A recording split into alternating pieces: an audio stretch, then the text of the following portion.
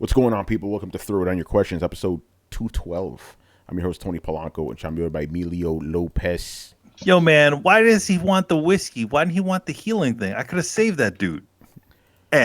Chris Seeley. Hey, what's up, everyone? Carlos Romero. Yo, what up? Brian Manjoma. Brad, to be fair, when you said that it was Red Dead Online, that was a janky piece mess. I thought you were talking about Fallout. Oh, shit. Don't get this man started. Too early, man. Brett Murdoch. That's awfully funny coming from somebody who I know hasn't played it. Oh, kick to the nuts. How's that easy for Brian? Brad, because I can play it, because it's broken. We'll be here all night, people. And Adam Vale.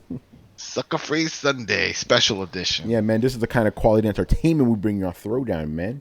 Did anything happen this weekend? No, nothing happened. I'll have to wish you guys nothing. Like, hey, happy weekend! Happy weekend! Look, I got I'm celebrating right now. Pumpkin ale, awesome! Nice. Yeah. Nah, I'm just drinking the stereotypical Coronas, you know.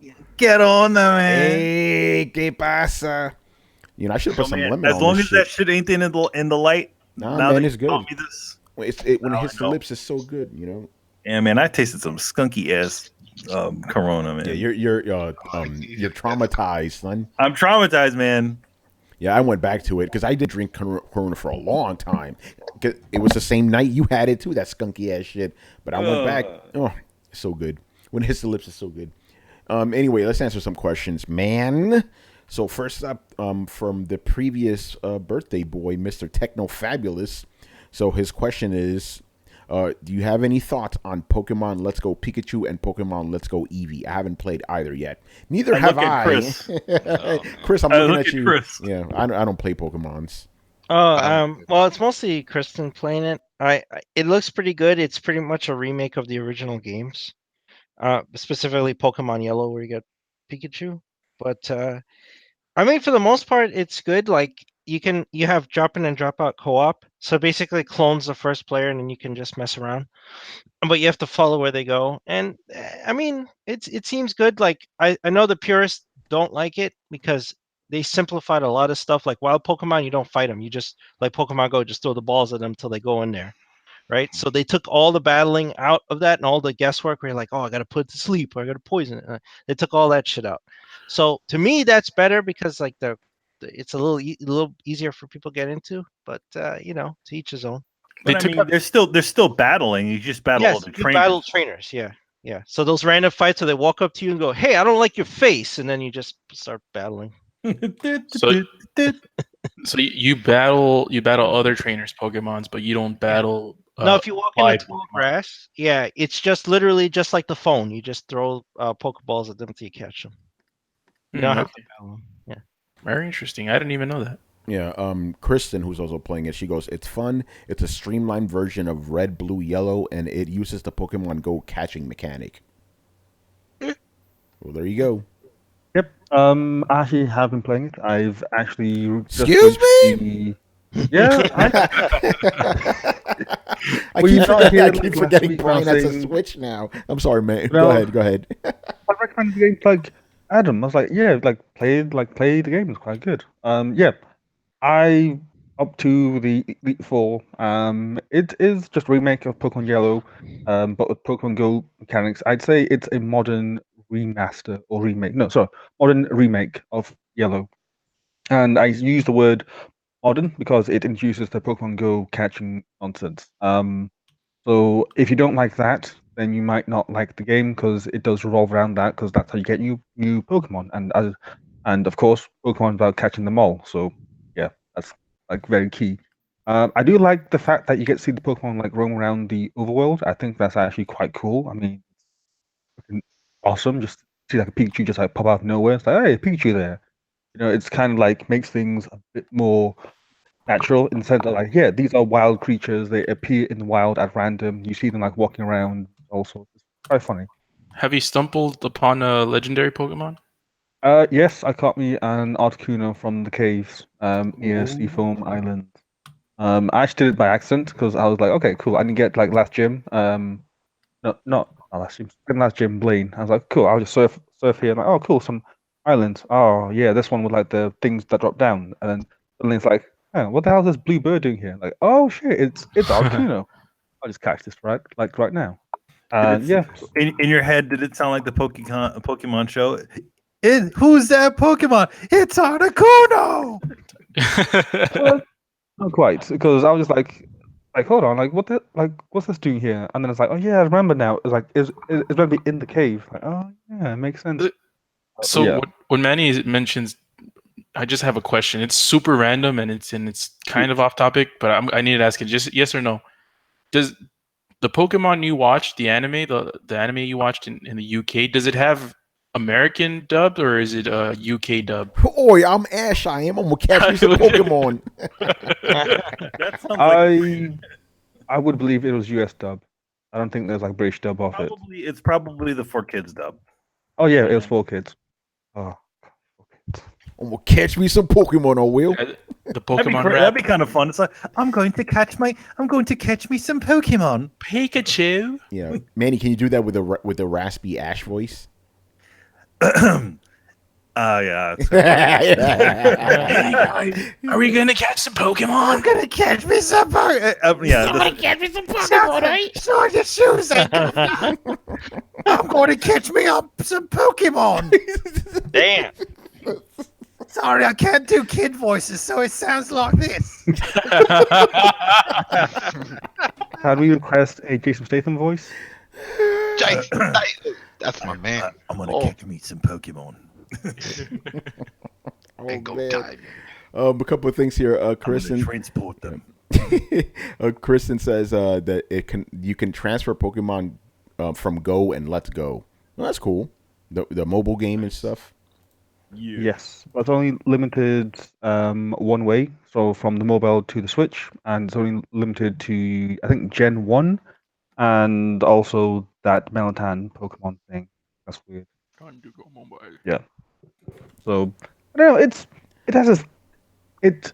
It's making Pokemon relevant again to people that have never played it. So it's exactly as I thought it was. It's a nice stopgap before like the real thing comes out. It's a nice starter, I'd say. Yeah, it is. But the perfect how starter for Pokemon. do we know that that's not going to be the way the Pokemon games are going to be now? For the Oh, they said. the next one is going to be like, oh, they said it that it's going to be a Yeah. regular Pokemon game. They've said that they're making like a actual Pokemon game, which I thought was really, really funny. It's like this Pokemon Yellow isn't so this Let's Go thing is not really like a Pokemon main game. Like no, I'm making like a real Pokemon game. Like It's like we remade the game, not a main game. Yeah. Shout out to some people here. Riku Sun One joining us in the chat. What's going on? What's going on? Hey, what's going on? Hey, what's going on, guys? Y'all talking about anime? Let's talk about anime. We got Mighty Nerd in the house. Glorious War. Barry Burden as always. What is it? Solitary Zombie and Carlos. Man, welcome on. And a couple other hidden people in the cut. Chris, any last thoughts on Pokemon? It's good. Like I have to admit, like they did a good job on it. I would recommend it if you like Pokemon. I get like some people are just like, the battle system. They simplified it. They streamlined. And honestly, like if you want to grind, go play online Red Dead Online beta before it ends. Oh, You'll see a shit. grind. Man, ain't that the truth? Surprisingly enough, we didn't get any questions about it. Oh man. These people know what's up. Yeah, but we do have some questions about Fallout, and you're not gonna like these questions, Brett. Oh, God. All right. Next up here, what are your thoughts on a new Switch model in 2019? We talked about this before. The rumor. I don't know about 2019, but one's definitely coming. Chris, what do you think? No, didn't they talk Yeah. about that already? I mean, it's rumor. It was a leak. There was the screen refresh. There might be a board refresh. I don't know about the chip, but they always do that, and they'll probably 2 be years, very right? quiet about it.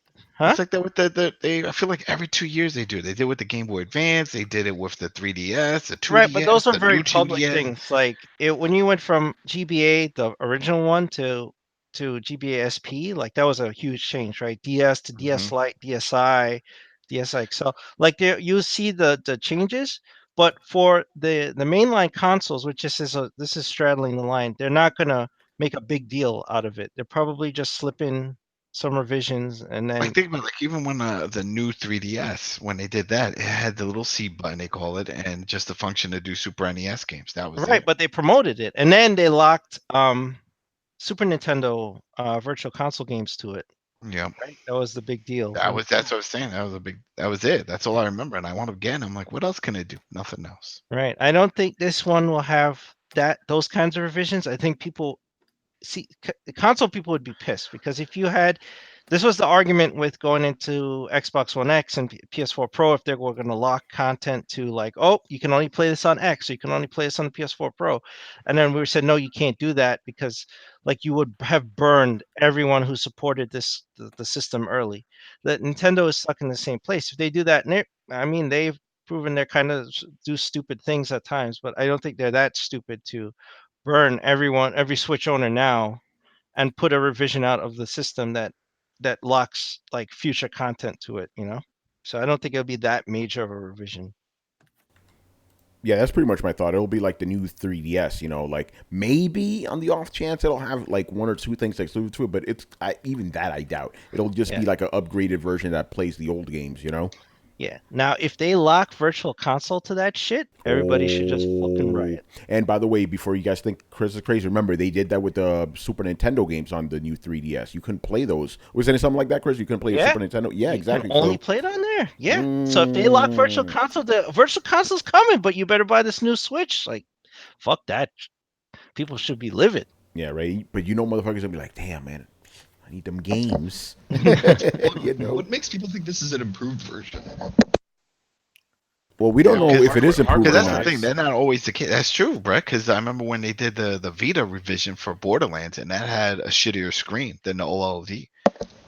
Yeah, it just seems weird to me that everyone's like, "Wow, they're coming out with a new system that's going to be better than the old one. It's going to be the same price, and Nintendo is just being a good guy to us all." And I'm sitting there like, "When has that ever happened?" Who's saying that? No, we're not, I think you're hearing something else. I think I think in general it's just going to be a sort of revision like they always do, where it's like, oh, it's like it's got some slight improvements, but it's not going to be that much of a difference from one compared to the other. It'd be good if they can limit the bezel space at that too, because it's a huge freaking bezel that you have on this one. If they could just put more screen space on that, that'd be cool. Also, your example on the Vita is kind of extreme because I don't know why, but they went OLED like the first go around. Like no one was expecting that. Mm-hmm. And with the Switch, it's like it's like a cheap 720p LED screen. It's like you can't really downgrade that at this time. Like maybe Nintendo will find a way, but I really don't think that. Like for the Vita, they went with a cheaper screen, but then they put a slightly better chip inside of that one. So they essentially cut the price on the screen, but they actually put a little bit of a better chip inside of it. That's exactly what I'm expecting to happen here. Well, I think some things will be better and some things won't. I'm just amused by the fact that some people that I talk to seem to be like, "Oh, dude, the new Switch model's coming." And I'm like, it doesn't necessarily mean it's like it's not like the new iPhone model. It's not like, oh, here comes the new improved version. And that really becomes super prevalent when we start talking about like, oh man, they're going to be games. They're going to be it's going to be so much different, and it's going to be so much better that they're going to be games that should be able to exclusively take advantage of this new power. And so when we have exclusive games to it, and that's when I have to go, whoa. It is not going to be so different a Switch that it is going to be able to run games differently. And we shouldn't even get to the argument or the talking point of is it going to have its own exclusive games, in my opinion. Well, the reason hold on, the reason we talked about exclusive games is because the new 3DS did it. But onto your other point, yeah, if you're thinking this is going to be a completely different experience, you're fucking stupid. It's going to be the same thing, just a little better, Come on. I think it's going to be a completely different experience. Really? Not just joking. Come on, son. Kick you off the podcast, man. But Nintendo, I mean, like Chris mentioned it, they do have a track record where, for example, the DSi, you couldn't play games the same way after the DSi. Or was it the DSi? Oh, the DSi stripped out the Game Boy Advance port on the bottom. Oh no! Sorry. The new 3DS, was it the new 3DS? The one that you had to like you played Monster Hunter differently and shit. That was a new 3DS. Yeah, and it also Yeah, had a Xenoblade game that was exclusive. Yeah, it was Xenoblade. exclusive. Xenoblade. Yep. so they do have a track record. So I wouldn't put it And that was off only the 2 table. years. It was 2 years after the 3DS. Yeah, XL. so 3DS I wouldn't put it off the table with Nintendo, but I don't know. I think it'd be hard for this kind of console. Remember, they want that big money, and what was it? They said it was slowing down the sales. So they're like, well, just make a revision. And that's how you boost hardware sales. There you go. They haven't won MPDs in a long time now. It's crazy. They went for the hardware shit, not the games. Yeah, all right. Let's move on here. I'm gonna throw this up to the queue. Mr. Glorious War. He wants to know if we've heard about the rumor of two SKUs for the next Xbox. One's supposed to be cheaper, and another one's supposed to be more powerful. What do you think about that? I've heard it, but it's not that one's more powerful than the What's other. the rumor? The rumor is that there's going to be two versions. One's going to have a disc tray, and the one will not. Yeah, that's the one I heard. Yeah, that's the one. I never heard the one about another one being more powerful than the other. I haven't heard that one. Yeah, no, that's the thing. They're both going to be the same power, but just one's not going to have the drive. It's going to be for people that just want to do digital, that want to go with the service, the Game Pass and all the other stuff. If you want to do that, but the big kicker with that is that they're talking about that not only is it going to not have the drive, but it's going to be smaller. So it makes you wonder, it's like, how small? Am I going to be able to take this shit on the go to people's houses? It's going to be like that type of small. But still, it's going to be cheaper because it's not going to have the Blu-ray drive to put in there. So that's what I heard. That one, and then, of course, the standard with the drive, the whole thing, whatever you want. But that sounds more believable because they're pushing so hard with the streaming service. They're pushing so hard with all of that, game as a service and doing subscription models. So it makes sense to say, hey, for those who just want to go digital and do the Game Pass and do all that stuff, this is for you. For those traditionalists who want to get the discs and collections, then get that one. Now how much cheaper? Who knows? Is it just going to be $50 less or $100 less? We won't know yet. But I wouldn't be surprised if we hear something about that soon. Yeah. I don't really have any comments. I haven't heard about this rumor. I mean, I heard about the discless one, but that's about it. But a little too early to talk about that, I think. The only thing I have to say is, if they gave you two SKUs now, how would they sell you an upgraded turbo version mid-generation? Well, you got to throw the old one out the window. Wait, but here's the other thing. The same way they sold you the one this generation. That's how. There's another rumor that there is another Xbox One S coming, and that one is also not going to have a drive. That's the one I heard about.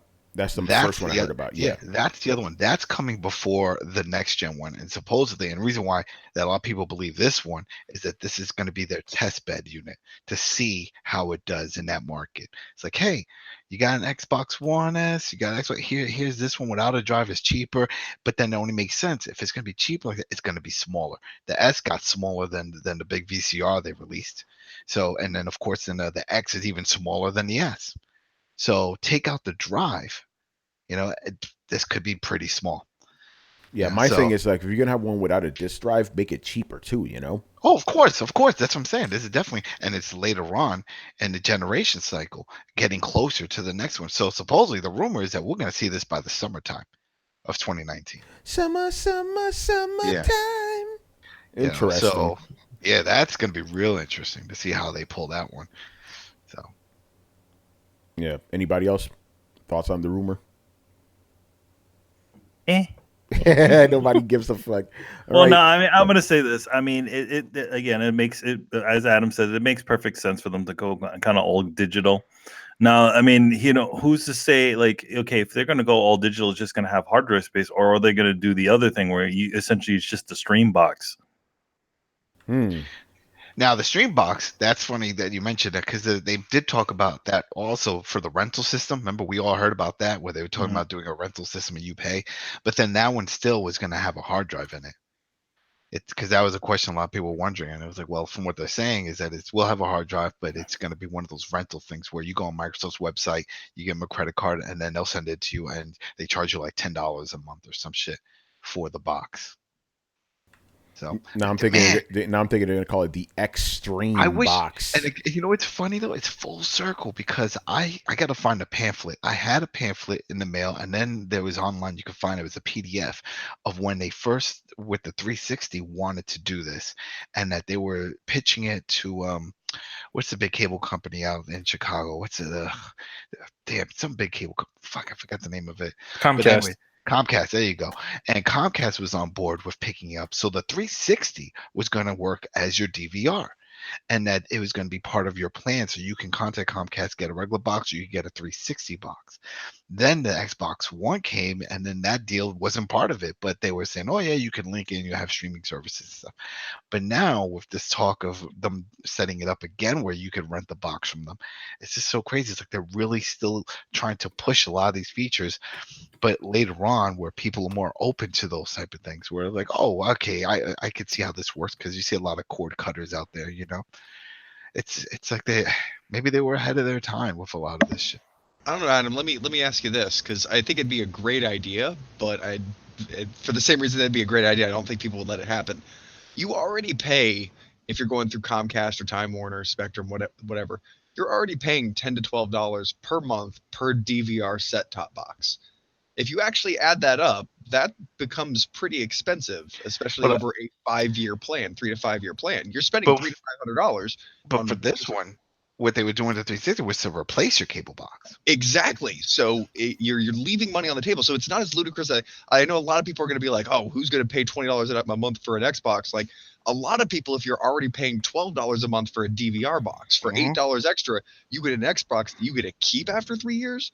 That might be a fucking game changer. That could be that could be the way that Sony got into everybody's house by having a DVD player in their system. That could be a big thing.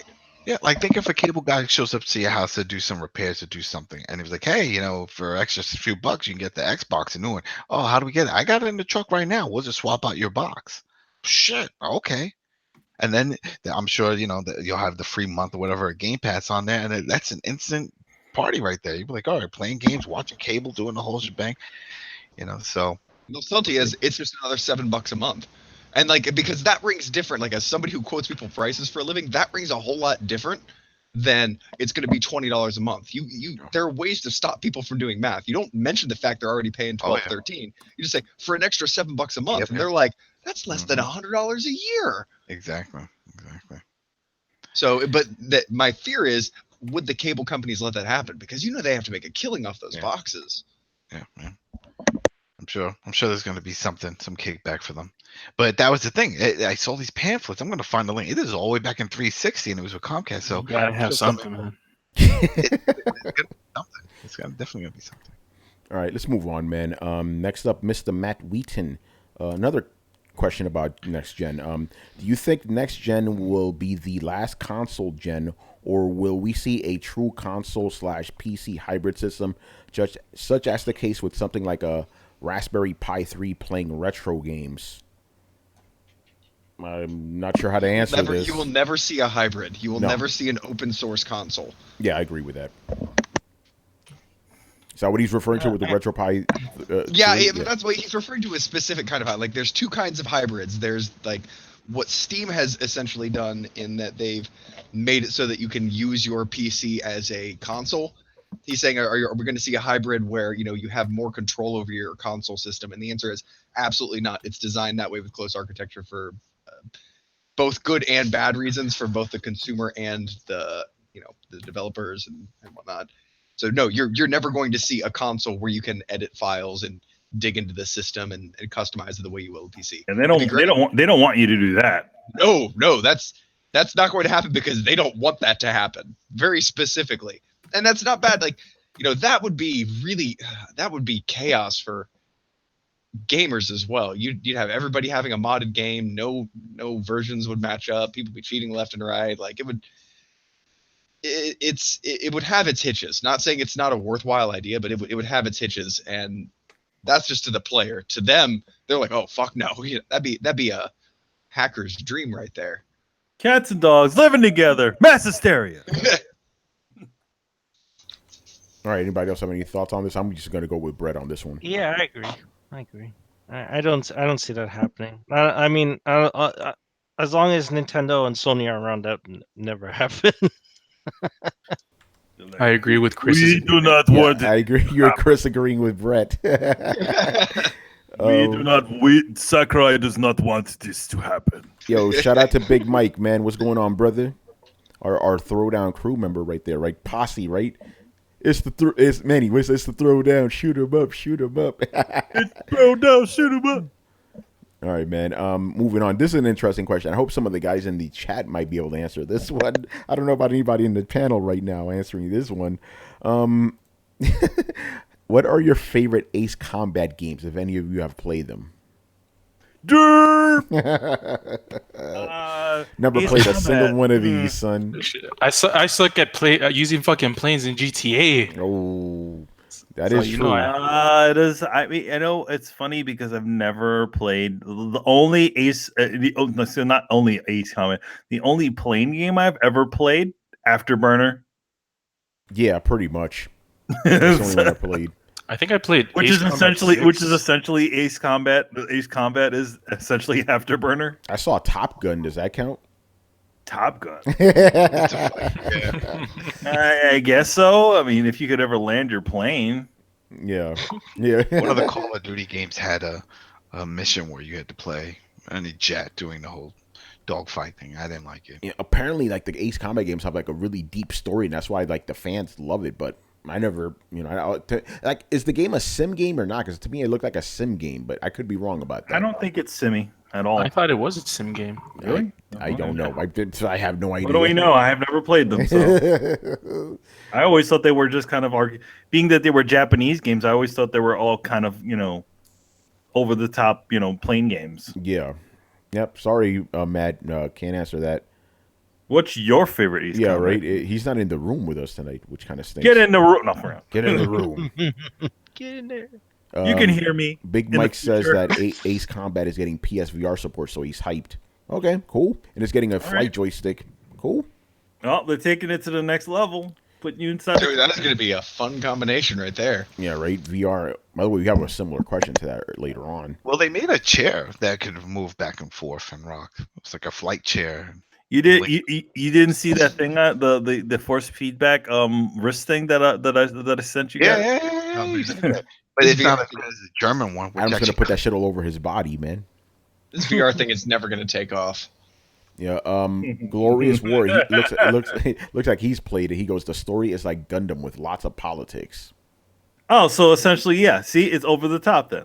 Well, Wait, is he saying Gundam doesn't have a lot of politics? No, he's saying that it's similar. it does. That is Oh, similar. it's similar. Okay, I thought he meant like it's like Gundam, but with more politics. And I was like, oh, Jesus. more politics than Gundam.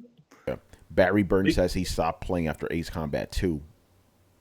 That's like a PS. That's like a PS2 game, isn't it? Or Ace Combat PS1. 2? I really don't know. PS1, These could have been on Super Nintendo for all I know. I have no idea. No, Ace Combat was not on PS2. I have absolutely no not idea. PS on Nintendo. Sorry. Yeah. No, my point is they could have been on there and I wouldn't know. Understand? He says PlayStation 1, Manny. Oh, PlayStation 1, yeah. Yeah. It's crazy. All right, moving on here. G Megaforce 123. This is going to be interesting. Okay, this question is actually not really about video games. It's a little bit more broad, but it still comes from a video game. He goes, Bandai Namco, Bandai Namco, dude. It's not Namco Bandai anymore. Faces controversy over the inclusion of Rurouni Kenshin characters in Jump Force. I'm not sure what to make of it. Kenshin is one of the greatest manga and anime series of all time, yet its author is a scumbag. I'd like to think the younger author who created the manga in the 90s was a different person from the old scumbag he's become today. He lived long enough to become a villain, not unlike the antagonist Shishio. Anyway, can we separate the art from the artist? I guess, for this specific question, it's about a video game. But yeah, it's important to do that. If I didn't do that myself, I wouldn't be able to watch any of these fucking movies. Shit, you wouldn't be proud to be an American. Oh, man. You know what I'm saying? It's crazy. You have to, there's a separation you have to do, man. There's always, obviously there is always that little things like, man, I wish he wasn't an asshole. But at the same time, there are plenty of artists and artisans out there that are just kind of dickholes, but they just so happen to make these incredible things. So, I mean, you can enjoy the product and just not enjoy the thing.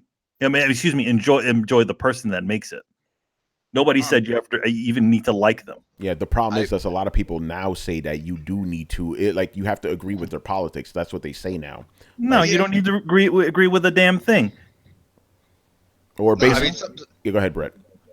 Sometimes flawed people tell the best stories because they're telling them from flawed perspective, and that's why interestingly enough, a lot of great works are interpreted not necessarily as they're intended to be interpreted. So everything is worth kind of examination, I think. Yeah, not to talk about the dead, but I mean, Steve Ditko was into absolutism. And he wrote some very interesting stories. He created the character of the Question, and at the same time, he didn't see the world beyond good or evil, and that's it. But he wrote these stories that that were they were incredibly interesting, but he was also incredibly flawed. I think even not even just authors, but like everybody, like if you could peek into the brain of any one of your heroes and know everything, there would be something there that horrifies you.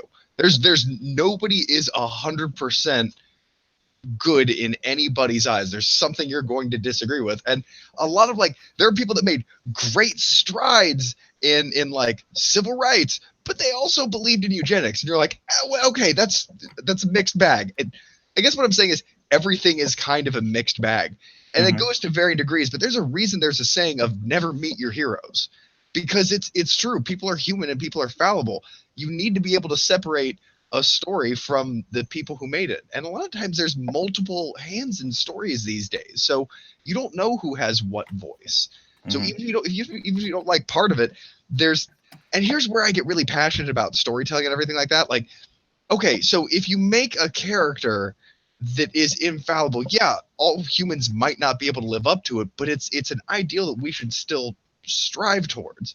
So you can't demonize a story that imparts good lessons just because their author didn't live up to those lessons, because then all you're doing is removing a story that betters all of us as a whole. Maybe some shitbag accidentally wrote one of the most morally inspiring tales of all time, and they did not live up to it. But you know what? That could stand as an ideal for future generations, and the story could be sound. We just need to judge the story as the story, and the art as the art.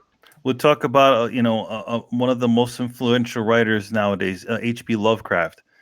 Most modern sci-fi or fantasy has some sort of basis off of his works. Mm-hmm. At the same time, this guy was an incredibly horrible racist. Yeah, who's written writings in the past about this subject matter. Yeah. Now, the thing is that at the one side, he's made these incredibly imaginative of horror sort of sci-fi stories, but at the other end, he has this horrible, ugly flaw. What about Walt Disney? He was evil. Well, the thing about Walt Disney, it's kind of a weird sort of thing, because he had the first black animator on his show, working at his studio. Now at this time, the guy who worked this animator who worked on the Jungle Book, who directed a bunch of things for Disney himself. Now, how could Walt Disney hire a guy like that if he was a racist? It's not that he was a racist. The black guy wasn't a Jew. Yeah, that's what it was. Exactly. It's weird. Like Walt Disney was strangely racially progressive for his time, but he was also an anti-Semite. You're like, okay, well, and he didn't put women into that role. He put them in a certain role. He didn't. Well, he was also one of the first people to hire women for the jobs that they did. It was unfortunate that they were only in the ink and paint department. See, mixed bag. Yeah, no one's perfect. But see, the thing, you can't sit back and be like, "Oh, Disney is evil." Like, look, Disney has brought forth a lot of it's created a world of imagination for generations of children. Despite where it came from, the idea behind it is sound. So maybe we should focus on, or maybe the company should focus on that ideal, regardless of how legitimately it began. It's a standard that they've set. It's an idea that they built. Try and adhere to it. Here's the thing that thing that Walt Disney that said by people who knew Walt Disney. They said that he always kind of felt inadequate because he wasn't the guy that he portrayed on TV. That he wasn't the good person, always the good person that everyone saw on television, and that's something that always used to bother him.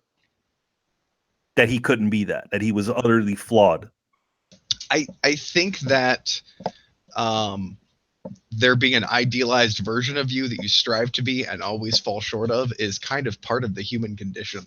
And despite all of the good and bad that he did, I think that's actually pretty. I think to a certain extent, everybody does that. His idealized version of him was just put on display. Yeah. But I gotta say, like, I think, again, that idealized version, that person that you want to be, like, it's good to try and be that person, even if sometimes you fail. And I think we run a critical human error if we try and tear down people's stories just because they're flawed human beings.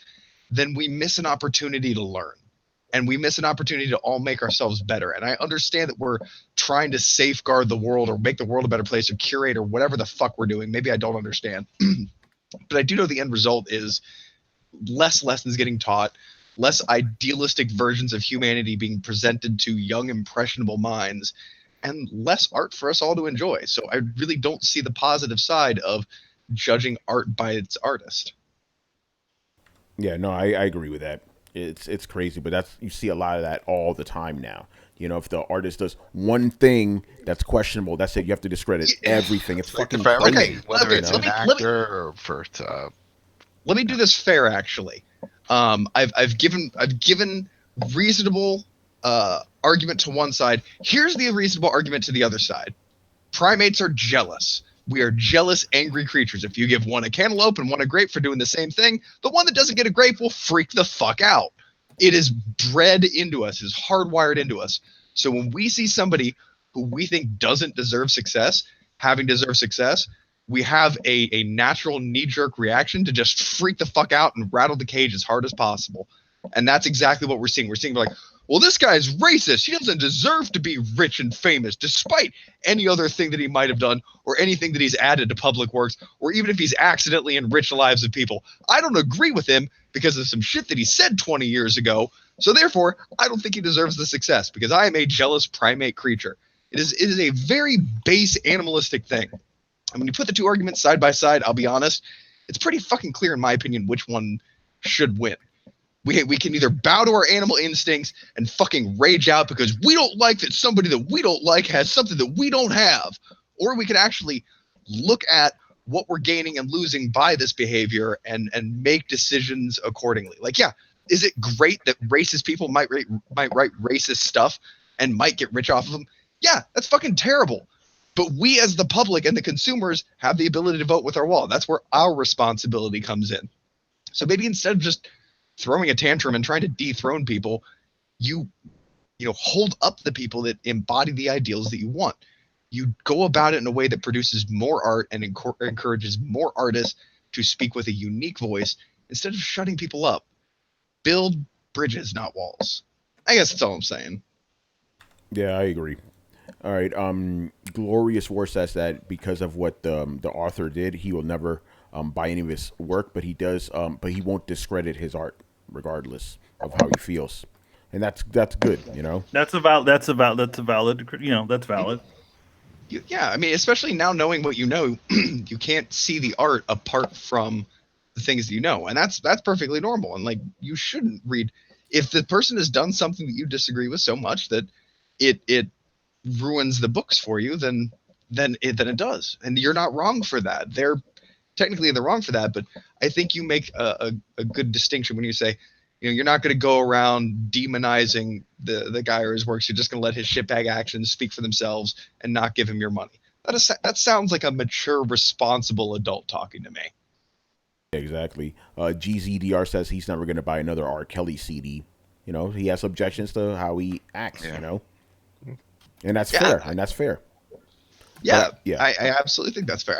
Please don't get me wrong in thinking that we should, separate these things completely, because a lot of people have public personas and the line gets blurry. I'm just saying, don't go digging and try and ruin, like, the best example I guess is, I love Ben Franklin. They just found a dozen skeletons in Ben Franklin's basement. That's horrifying, and there's not really any explanation that you can think of for that actually is any less creepy than the one before. Like, oh well, maybe he just had a bunch of cadavers in his body or in his basement. Like, anything that you can do to steer the conversation away from, maybe he murdered a whole bunch of people, is honestly no less unsettling. This one was like, again, mixed bag, but it's different, I think, historically than with people that are around right now. Like, people who are around right now who then use their fame to preach about shit that you hate and be bad public influence and just generally have a shitty public persona. Like, by all means, they are the product. So therefore they are ruining their own brand by doing this stuff.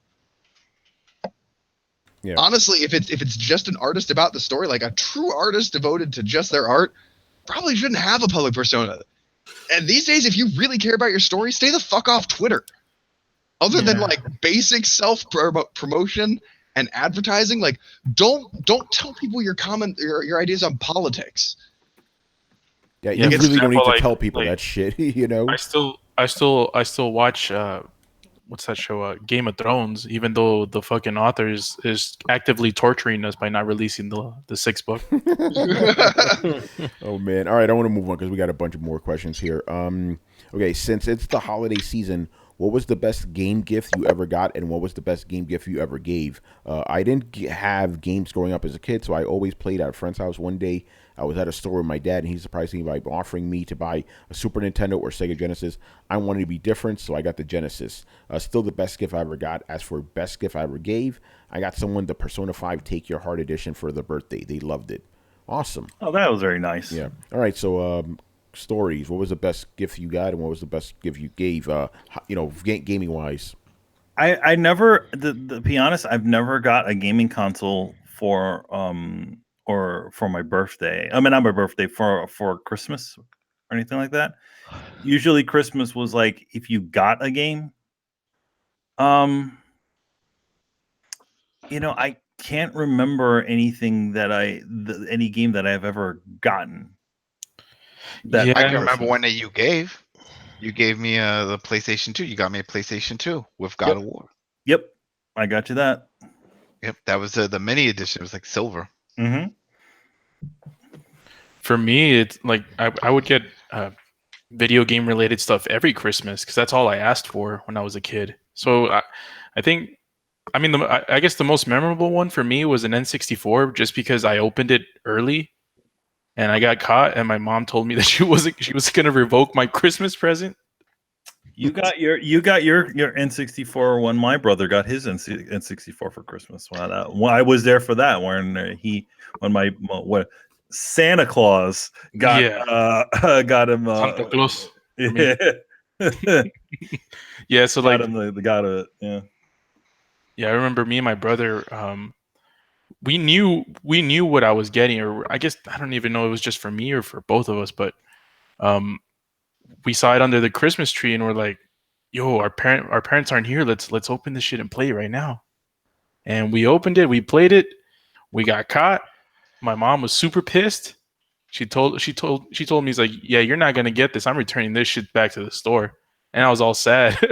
I thought I wasn't gonna get it, and then Christmas happened and it was there, and I was all happy. So I like how you, as an adult, looking back on it, like how you thought that you could open a console, play it, put it back, and nobody would be the wiser. I know, right? It's like I mean, it was pretty childish. You were not sneaky enough. I wasn't the sneak master.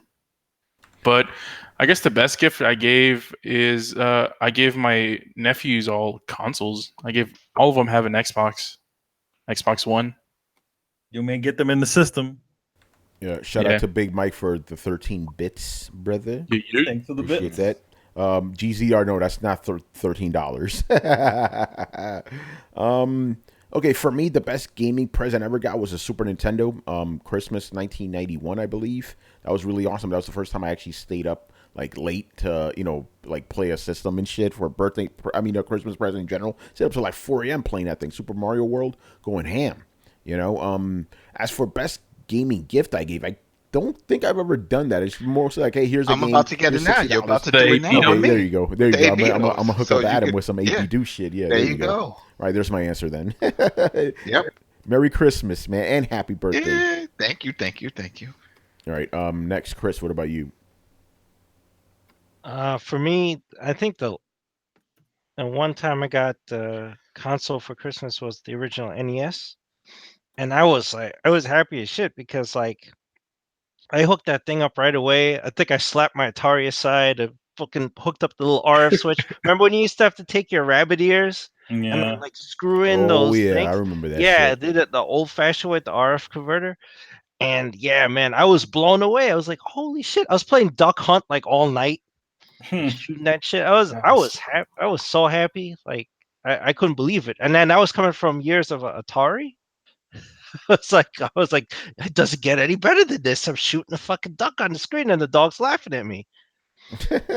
And that was so good. But like when I got my Genesis, I think I had worked a bit, and then I think my dad was like, "Well, if you get good grades, like what that year it came out, we'll get the Genesis." So I got the Genesis then, so that wasn't a holiday thing. And then after that, I was pretty much like doing jobs so I could buy my systems. I bought my N64, my PS1, traded in the N64 at Funko Land, dropped some money, got the Dreamcast. So the only Christmas console I got was the NES, and I remember that fondly.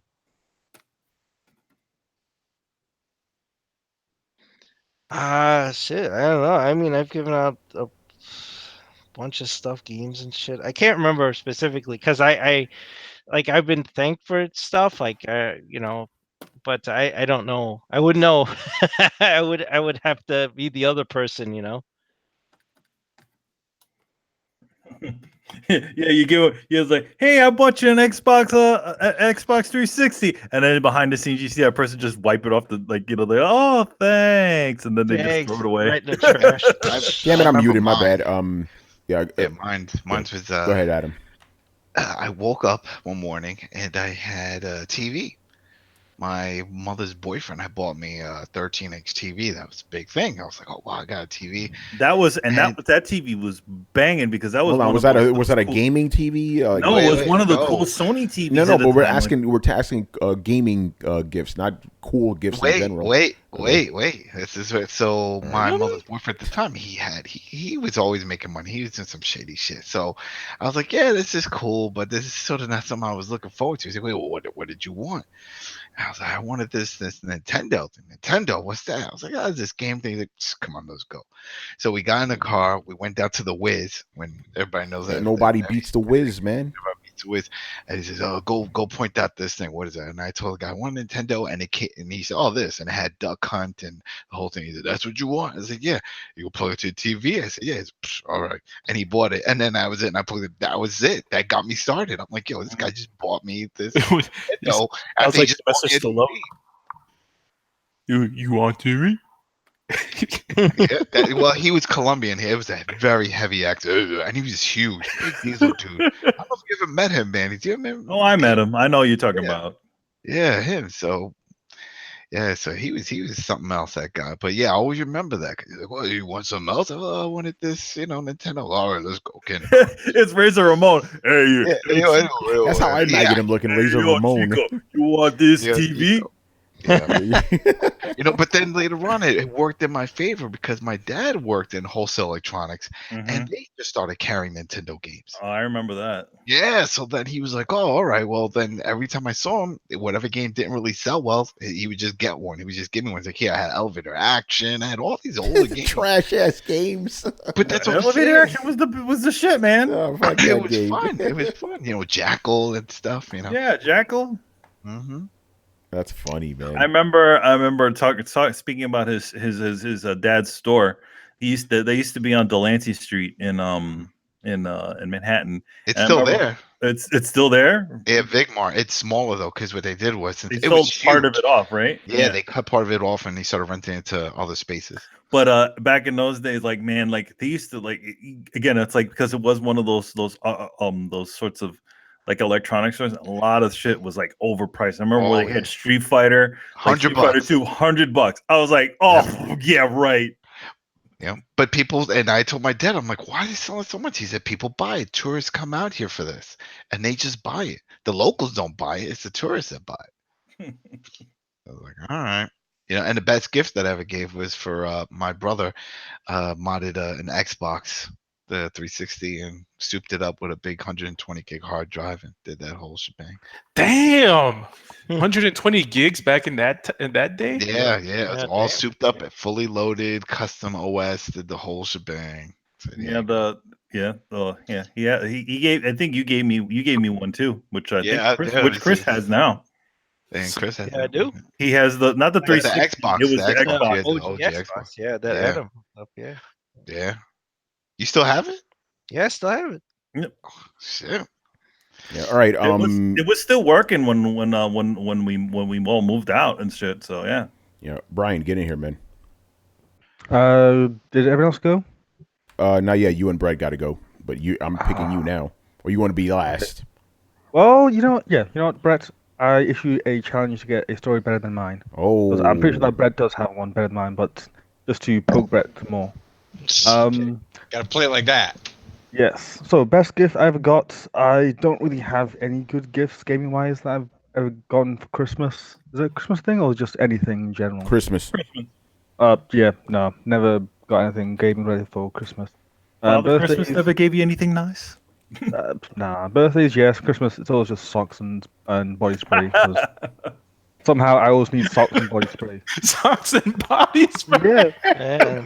That seems super random. What are they trying to say? Like, your fade stink, I you stink. Oh, I'll tell you a quick thing to go with that. My grandmother, my mom's mom, used to always give me like toothpaste, bars of soap, and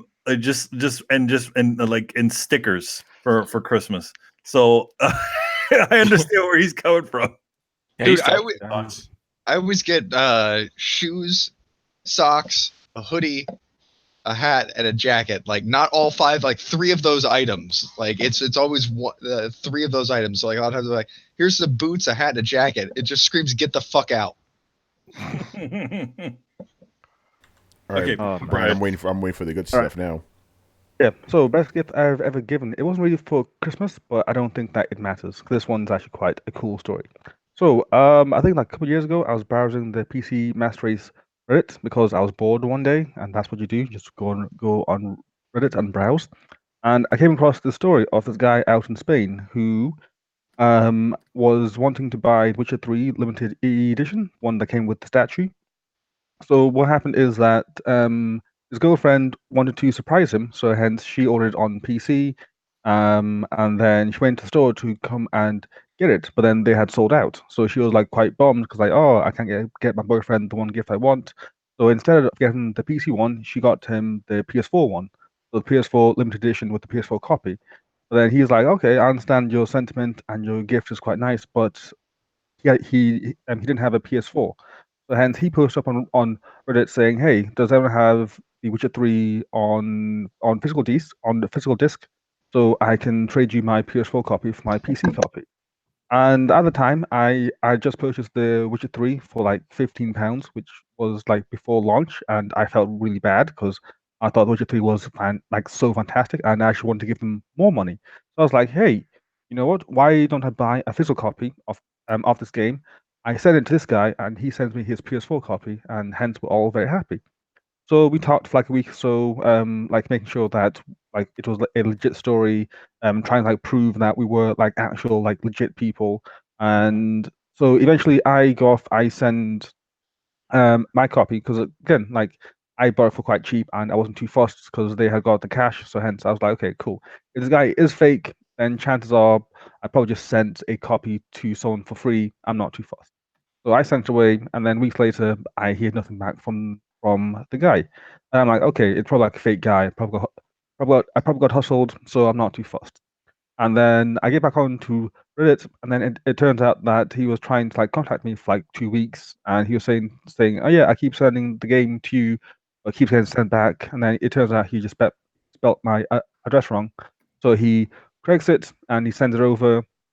And now he has a copy of Witcher 3 physical disc, and I have a Spanish copy of Witcher 3 for PS4, which is unopened, and I'll never open it, just to remind myself that there are still good people in this world. Interesting. This is a good story. Oh, You violated the rules of this question, but I like the story. You know. I thought it was okay to violate the rules this one time. Yeah, that's an fine. exception. I'll let it slide. All right. Brett, go ahead. Best and worst presents. Well, actually, no. Best present you got and best present you gave. You're like best and worst I don't present. know. I'm forgetting the question already. Best present that I got probably has to be my initial foray into gaming. I was 3 years old. It was Christmas, and we lived in kind of this little tiny split level. So we were down the very basement-y part of the bottom level. And opened all my presents. Got a couple of GI Joes and some socks. It's always fucking socks. It's always been socks. Great Christmas, blah blah. Everything was great. So our tradition in the house was we would wake up Christmas morning, open Christmas presents, and then we'd make a big Christmas breakfast. We didn't do Christmas dinner with ham and all that shit. We just did, mountains of eggs and potatoes and bacon, and then we'd go off and spend the rest of our day tooling around with whatever it is that we got or just relaxing. Finished up opening the presents, had a great time, cleaned up, headed upstairs, and as I'm kind of like headed upstairs, my dad's like, I think you forgot something. I'm like, what? Go looking around, don't see anything. He's like, yeah, no, I think there's something under the coffee table. He points over to the coffee table, and they had this, cloth drape over it that kind of went to the floor. It was like a Christmas thing they threw on and put some candles on it.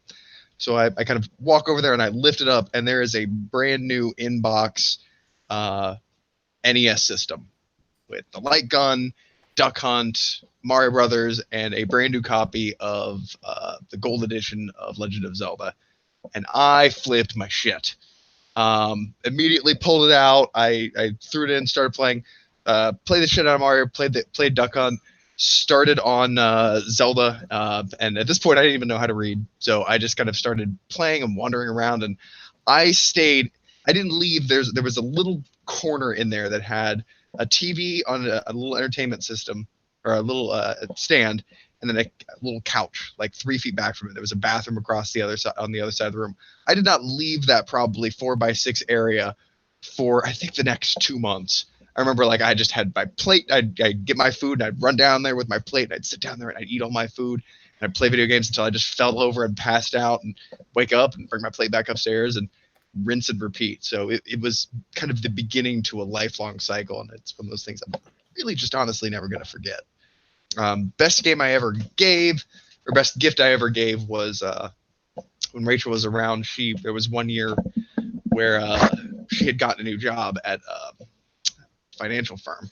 I was making like $25 an hour. So that Christmas we actually just had money. We were just spoiling the shit out of everybody. So we went through our Steam's friend list and just we decided that we were going to buy everybody on our friends list a game, and we decided on a $25 to $40 range because we didn't want to give people the, because everybody has those little piddly games on their list and the big thing that they really want. So we went through and just bought everybody on both of our friends lists. Their number 1 or number 2, the most expensive game that we could find, because we knew it. Those are usually the games that make the biggest dent in your wallet. And it's just one of those, thanks for being awesome. Thanks for being our friend. Thanks for being a gamer. Have a great Christmas. So, and that was cool because it was one of those, a lot of people felt a little bad because it was one of those, there was no gift giving standard or reciprocation or even an option because it was just on Christmas. They just woke up and boom, free games. So we had to have a couple discussions with people like, no, it's cool. We don't need a gift or anything like that. We just wanted to be nice to people. But it was just one of those random cool moments of spontaneous generosity that I think really makes the holidays what they are. Like, you know what? Fuck it. Everybody gets a video game. Like Oprah, right? Everybody You'll gets get a video game. You get a video game. Yeah, man, it was great. Awesome. All right, let's move on here. Mr. Hashling and Slasher. Both of his questions are about racing games, so this is interesting. So his first one is, do you guys have any interest in sim racing games? And the second part of the question is, have you ever tried a sim with a VR headset? For the first part of Brian, I'm going straight to you. Hell yes. I like my sim games. I like the ability to change tire pressure. I like the ability to change the gear ratio. I like the ability to set my spoiler so it gets more or less downforce. Yes, that stuff matters to me. At the same time, I can always kick back and play some burnouts. So I'm kind of like one of those weird people that likes both styles, which is one of the reasons why I didn't like Drive Club, because it was right in the line of both. It it didn't want to be one or the other. It wanted to be both at the same time, and you can't be. Yeah, I do like it. Because again, it is quite fun. It is quite instinct. Like adjust these things and see how they play out. It's like a miniature science lab. Like you can like change some variables here and there, see how it affects things, see how different tires and tire pressures affect things, and see if you can like just squeeze out a bit more time or a bit faster gear ratios, or a bit faster speed here, a bit more braking there. Like how much can you give? Sorry, how much can you take while giving as little as possible at the same time? So it's quite fun just to mess around with that stuff. Nice. For me, I like GT3, Gran Turismo 3 a lot because it came with PlayStation 2, so I just played the fuck out of that. But then when I played Burnout 3, it reminded me of the arcade games I used to like when I was younger. Sega Rally Championship, Daytona, Outrun, shit like that. Arcade stuff. And I never went back to sim stuff. I respect what sim games do, but I don't feel they're very fun. There's just too much tweaking in there. It's like, listen, I just want to hit the accelerate, and I never want to hit brake. I do not want to hit brake. I just want to just go fast. So I'm not a sim guy per se. What about the rest of you guys? You like sim racing games? I've never been a fan of like sim-ish games. I kind of like the games to be as unbelievable as possible. My personal favorite are games that have like car combat abilities. Like if your car has like fucking machine guns and like you can do all kinds of other crazy shit to like, because I suck at racing games in general. So I like to blow up the other cars in front of me. So yeah, so I usually go hit those sorts of games. Burnout, I mean, as far as the the Burnout games, I've always had a lot of respect for them. I've never specifically played any of them. Yeah, even though that's one of those games like, hey, that guy's in front of you, hit him off the road. Oh yeah, but I've never. That's what I like about Burnout. It's like I could in my mind cheat to win. I'm like, I'm not really racing legitimately. I'm just killing these motherfuckers. I remember though. I did suggest the game to you though. Which one? I was like Burnout. I was like, hey, dude, you like that. I think you would like this game. Yeah, I remember that you suggested Burnout 2, but I was like, but then when Burnout 3 came out, that's what I was like, ooh, let me check that out. They were talking about an X-Play. You're like, word? Like, excuse me? I said it before even Torrent said it, Excuse me? Yeah. All right. Anybody else sim games? I'm gonna take that as a no. The more fun games. The fun games. That's what you prefer. The fun games. Yeah, I mean, I have great respect for that, but like, I remember the first time I got Gran Turismo and I started trying to do the licenses and get fuck with the car. I don't know. It gets confusing unless you're really into that stuff. I'm just like, I don't know what this does. Let me tighten this and like tweak this and whatever, and then I just fuck up the car, and I'm like, okay, I don't know what I'm doing. I just want to get in the car. Like, oh, my car's fast. I go, and then like you said, when you burnout, like that just changed everything. Just smack into people and shit. Cause it's fun. That's it. Hot pursuit, that's fun. You just go fast. It's like, fuck the cops, man. I'm just gonna fucking fly through here. Yeah, it's like, I don't want to let go and accelerate, man. I just want to hold accelerate, and that's it. I don't want to worry about nothing else. I'll never forget the first time I played Gran Turismo and just how impressed I was by how good it looked on the original PlayStation. But I never had as much fun playing Gran Turismo as I did, for example, the Rush series or Burnout series or anything like that. So yeah, like sim games just for me are like just, I don't know, just games that are for people who take that kind of stuff seriously. I don't see a lot of casual people enjoying those games as much as people who are just dedicated to that kind of genre. Pretty interesting coming from a guy called Eurocar. Well, yeah, I'm just saying. I figured you'd be like the biggest sim head in here. I'm into car.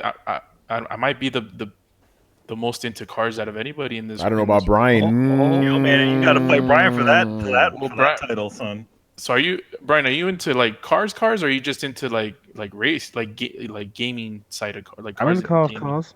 You know, like I watch Top Gear, the real Top Gear, not American Top Gear Not or the one Top with Gear the guy with 2.0. friends. No, not that time. I No. used to watch Top Gear too. Oh yeah, speaking of which, Until they started saying some racist shit against Mexicans, I was like, yeah, fuck this shit. Yo, but you got to separate the art from the artist, man. Nah, fuck that shit. But You mess with my people, you fucking go Oh fuck. man. Yeah, no, Brian knows his shit, man. Yo, Carlos, do you watch Grand Tour? no. Oh, it's by the same Top Gear people, so I guess you wouldn't want to. Because Jeremy Clarkson, the main guy, he got fired from BBC for like slapping someone over a steak. yeah, I That was remember really that. funny. Yeah. Oh shit. I remember that. Yeah. He went to Netflix. That's when No, they he- get No, Netflix. he went to Amazon. Amazon. Oh, it's Amazon. It was one of those. I know he went to some streaming service. Jeremy Clarkson's a tall one, right? Yeah. He's the one with the curly hair. No. Yeah. All right. Adam, Brett, you guys Yeah. into sim games or not? We're talking about cars here. man. Well, Forza. I got big into Forza to the point that I wound up getting a strategy guide so I can get all the car facts because that's what the Prima did. It actually broke down all the parts and the upgrades. And then I Rest got in the peace, racing wheel. Paramount. Yep. Then I got the Oh. racing wheel. Remember that? And I had that and I strapped that up to my coffee table. You know, I had a And 55 that's when you had that big ass. That's when you had that big ass projection screen too. Yeah. Yep, and I set that up, and I put my headphones on so that way I can get that whole experience. Then skate. Skate was pretty much a sim, a skateboard. No, it's not a No, racing game. but it was. But I'm just saying it was a sim. So the racing game Forza for me. But when it came to outside of that, a sport that was still simmy like, it was skate. It was a skateboard. The way they did that. Racing game. Racing. You could race on that shit too. Racing. Car racing games. Listen, I'm just saying. I just I'm wanna say saying, skate. But Forza. Forza. Not so much.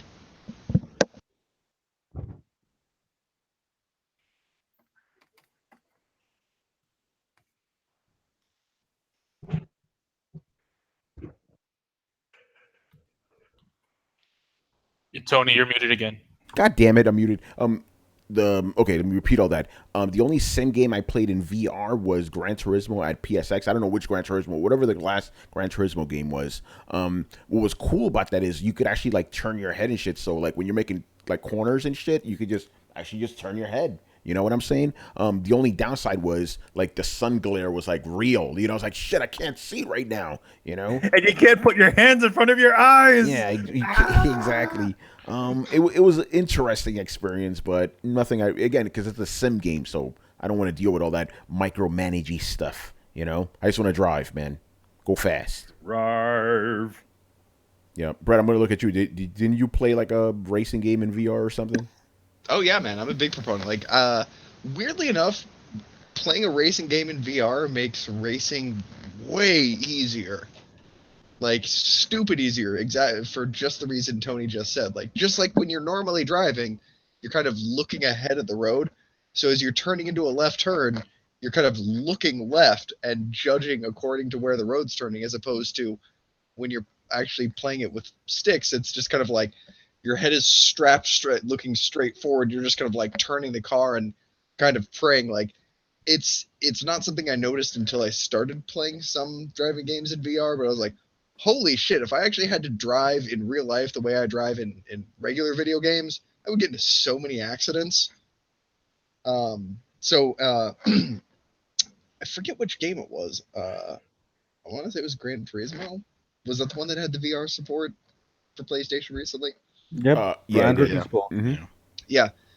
So I was finding actually using that as a control, like I was getting much better times in VR than I was getting on the same tracks outside of VR. So I think it lends itself really well to that type of game, probably better than just about any other game type. Like, you don't need wands, you don't need anything like that. You just keep the same control in your hand. You put a helmet on your head, and all of a sudden you're taking 20 seconds, 30 seconds off of your total time, and that's fucking awesome. So in terms of intuitiveness and application, that's one of the best ways to use VR. Yeah. What about the rest of you guys? Have you tried a VR sim racing game? No. No. Not yet, but would like to in the future. Get my VR head. Yeah, I'm mainly just waiting like the wireless Vive, like see how that is. there you go. Yo, Brian, do you want a PSVR? No, because again, with rumors of it coming with the PS5, it's kind of like there's no point. What if I sell it for you for cheap? No. He just wants to get rid of this shit. That's what it is. Hey, if you have buyer's remorse, I can't help to say I told you so. 'Cause I'm like, I don't have buyer's remorse. I just want to sell it. well, that's not like buyer's remorse to me. You No, don't want I want to. I'm Ooh. gonna. Well, I'm eventually gonna sell my PC and all my monitors and everything I have. It's just old. I bought it like Oh. 3 years ago. Yo, man, you gonna sell that on? It's not the hot shit. Yeah, all right, man. Nice. Let's move on here. The next part of his question. This one's a fun one. Are there any racing wheels that you'd recommend if you've used any? I've recently gotten into Dirt Rally and have been looking into getting a whole racing setup at some point. Okay, so I have a friend who we talked about before, my boy J Dub. He is really big into like that sort of stuff. He owns a bunch of these. So I asked him, hey, what do you recommend? So he goes, the Thrustmaster T300 RS is great for the PlayStation. Fanatic fantastic Sounds like a name. vibrator. Fantastic name. The Thrustmaster. Thrustmaster. That sounds like a porno. Fanatic CSW Elite is great. If you have an Xbox, you can change the rims out to F1 or Rally or GT. Logitech has the G920 that is good too for the Xbox One. It works great with Forza 7. Fanatic has bases for both. I have them all. So that's what Kratos says there. So Brian, I'm going to go to you. Do you mess around with any of these peripherals? I was just about to mention Logitech G920, but here it did. Yeah, that's what I would usually go for. That's what I would usually lean towards. Anything by Logitech. I just hear nothing but good stuff from them, and also served me well. I stay away from Thrustmaster because of the name. Just the name. Mhm. I'm the Thrustmaster. Where you at, ladies? Adam, what about you? You mentioned peripherals before. I just had the one that for the Xbox 360. It was a racing one with the flippers for the gear changes as opposed to an actual stick. Because that's the way they use it when they race. They don't have the stick. They'll use the flippers on the wheel, so it's quicker to change gears. So that was it. It was just the standard one that came with 360. It wasn't. I mean, there's some that are like $400 or $500. I remember Ferrari did one, and it just had the Ferrari logo on it, and that shit was super expensive. But it was like, hey, this is the Yeah, wheel that it was you a can- Ferrari. Yeah, exactly. But it's just a damn freaking wheel. But there's a bunch of them. Like, Logitech makes a lot of those. So Logitech's a good company, man. they go they're all Yeah. over the place. Hey, Hip Hop Keyboard, Gamers mice. associated with them. Logitech Hot 97. He's not sending them our way, man. Yeah, right. What's up with that? I've reviewed some of their stuff before. Do I have some? Yeah, I actually do have some Logitech shit over there. I do believe the term you're looking for is paddle shift, not the flipper things. The flippy thing. I call them flippers. I just call them flippers. It's the paddle thing, flippers. It's the flippers. It's Because it's paddle right. shift, It's on the wheel. It's on the wheel on left and right. You just like flip, flip, flip, flip, flip, flip, flip. Yeah. Hey, Brian, So you'll it's- like this. Glorious War says that he had the old school Logitech G27. Oh, nice. I have a Very cool. Logitech keyboard 627. I do not recommend the Wii wheel, the one that came with Mario. Oh, that's That it's that trash. thing. Oh man, Trash. It was horrible. that is what you call hot trash. The flip flops. That's what you call them. GZDR. Chancletas, son. Did they have a chancleta update for the Wii, right? Oh man! All right, I'm gonna guess the rest of you guys don't use these peripherals. Yeah, no. Let's move on. They don't man. use the Wii chancleta. Come on, man. Chancleta, maldito muchacho de diablo. All right. Oh man! All right. Next up, Mr. Black Metal Gamer. So his first question is: of all the game companies still around that have declining quality compared to their glory days, which company do you want to see turn things around for next gen and come back swinging? Examples: EA, Konami, THQ, Activision, etc. Examples: pretty much every fucking huge company. All of them. Well, all of them. All of them Just except BioWare. Rockstar and Naughty Dog and Well, Nintendo. BioWare. Probably. That's it. Mass Effect. Just bring it back to the way it was before. Make it fucking better. Yeah, or just no, I don't know if it's better, but just I feel like they drifted too far off. And I get it, the whole another studio, blah blah, but still they oversee it. It's carrying that name. You know, you got to show some respect to the brand. So Yeah, I guess it just really depends. Like for me, it's like which company has the most franchises or IPs that I care about. And yeah, I think BioWare is a good choice. I'm gonna go with the obvious. So I'm gonna go Konami. They got to come back, man. They got too many good IPs, man. Oh, they got a lot.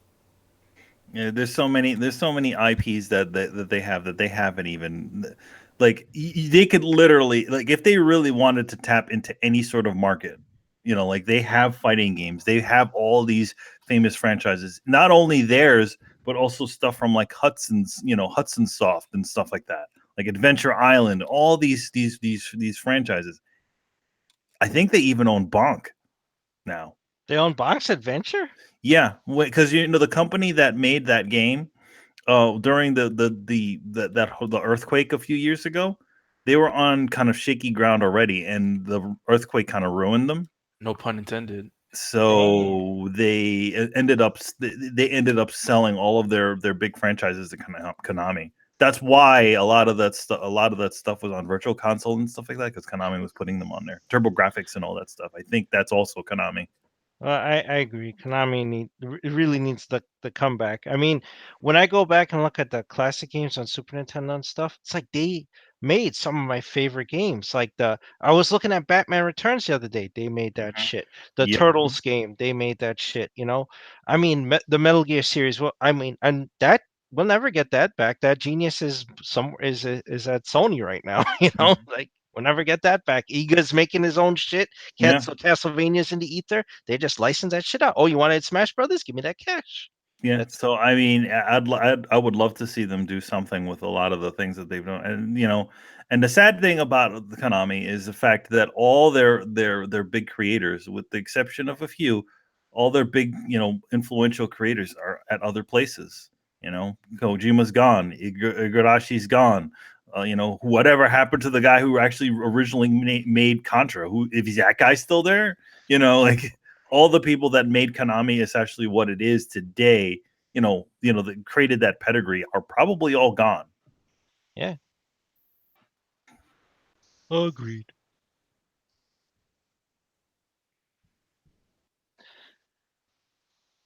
Cricket. What's a good runner up, man? Because like EA Rare? isn't dead yet. I mean, they're fucking screwing themselves over. But, You know what? Is I it wish too soon to say BioWare?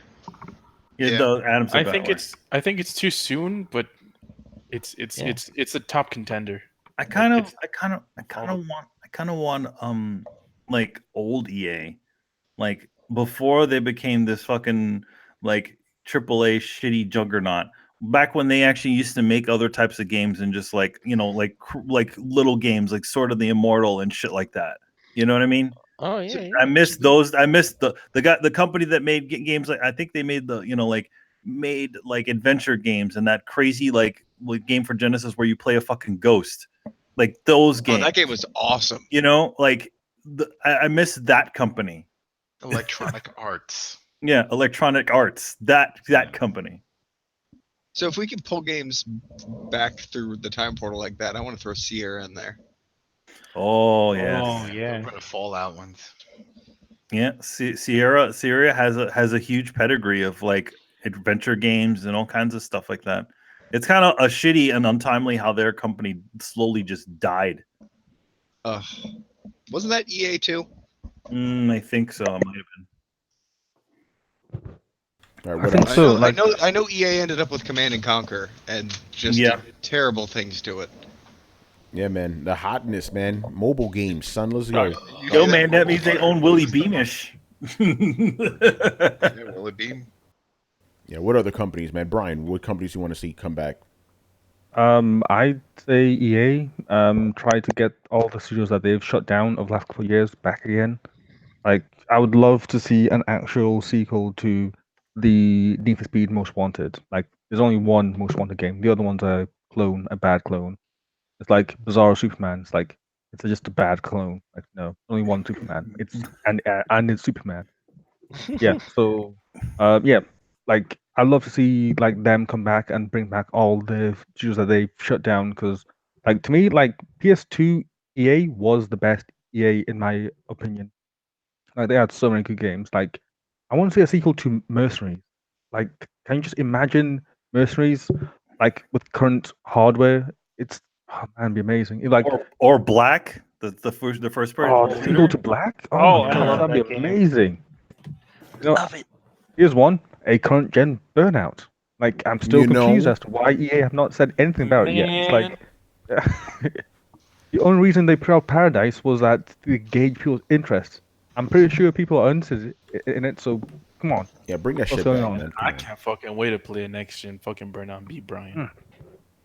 Oh my god, I that want sounds current like, gen that gen sounds like fucking the Burnout. challenge. Brian is my ultimate rival. He always tries to one up me, crash me into a fucking side of the fucking road, try to derail me from my track. He does it in Do you want to know GTA. You want the funny thing? It's like I feel like Tony is my rival. Like he's always the Oh, one like really? somehow gets in first place. Like how the fuck did he do Tony? that? And then like I have like come down and fuck him up. Yeah, so hence it's kind of funny. I thought you would have said Chris, because it's always, well, at least in GTA, it's always you and Chris like first, second place. Yeah, I don't remember being the rival to Brian. I thought it was Carlos.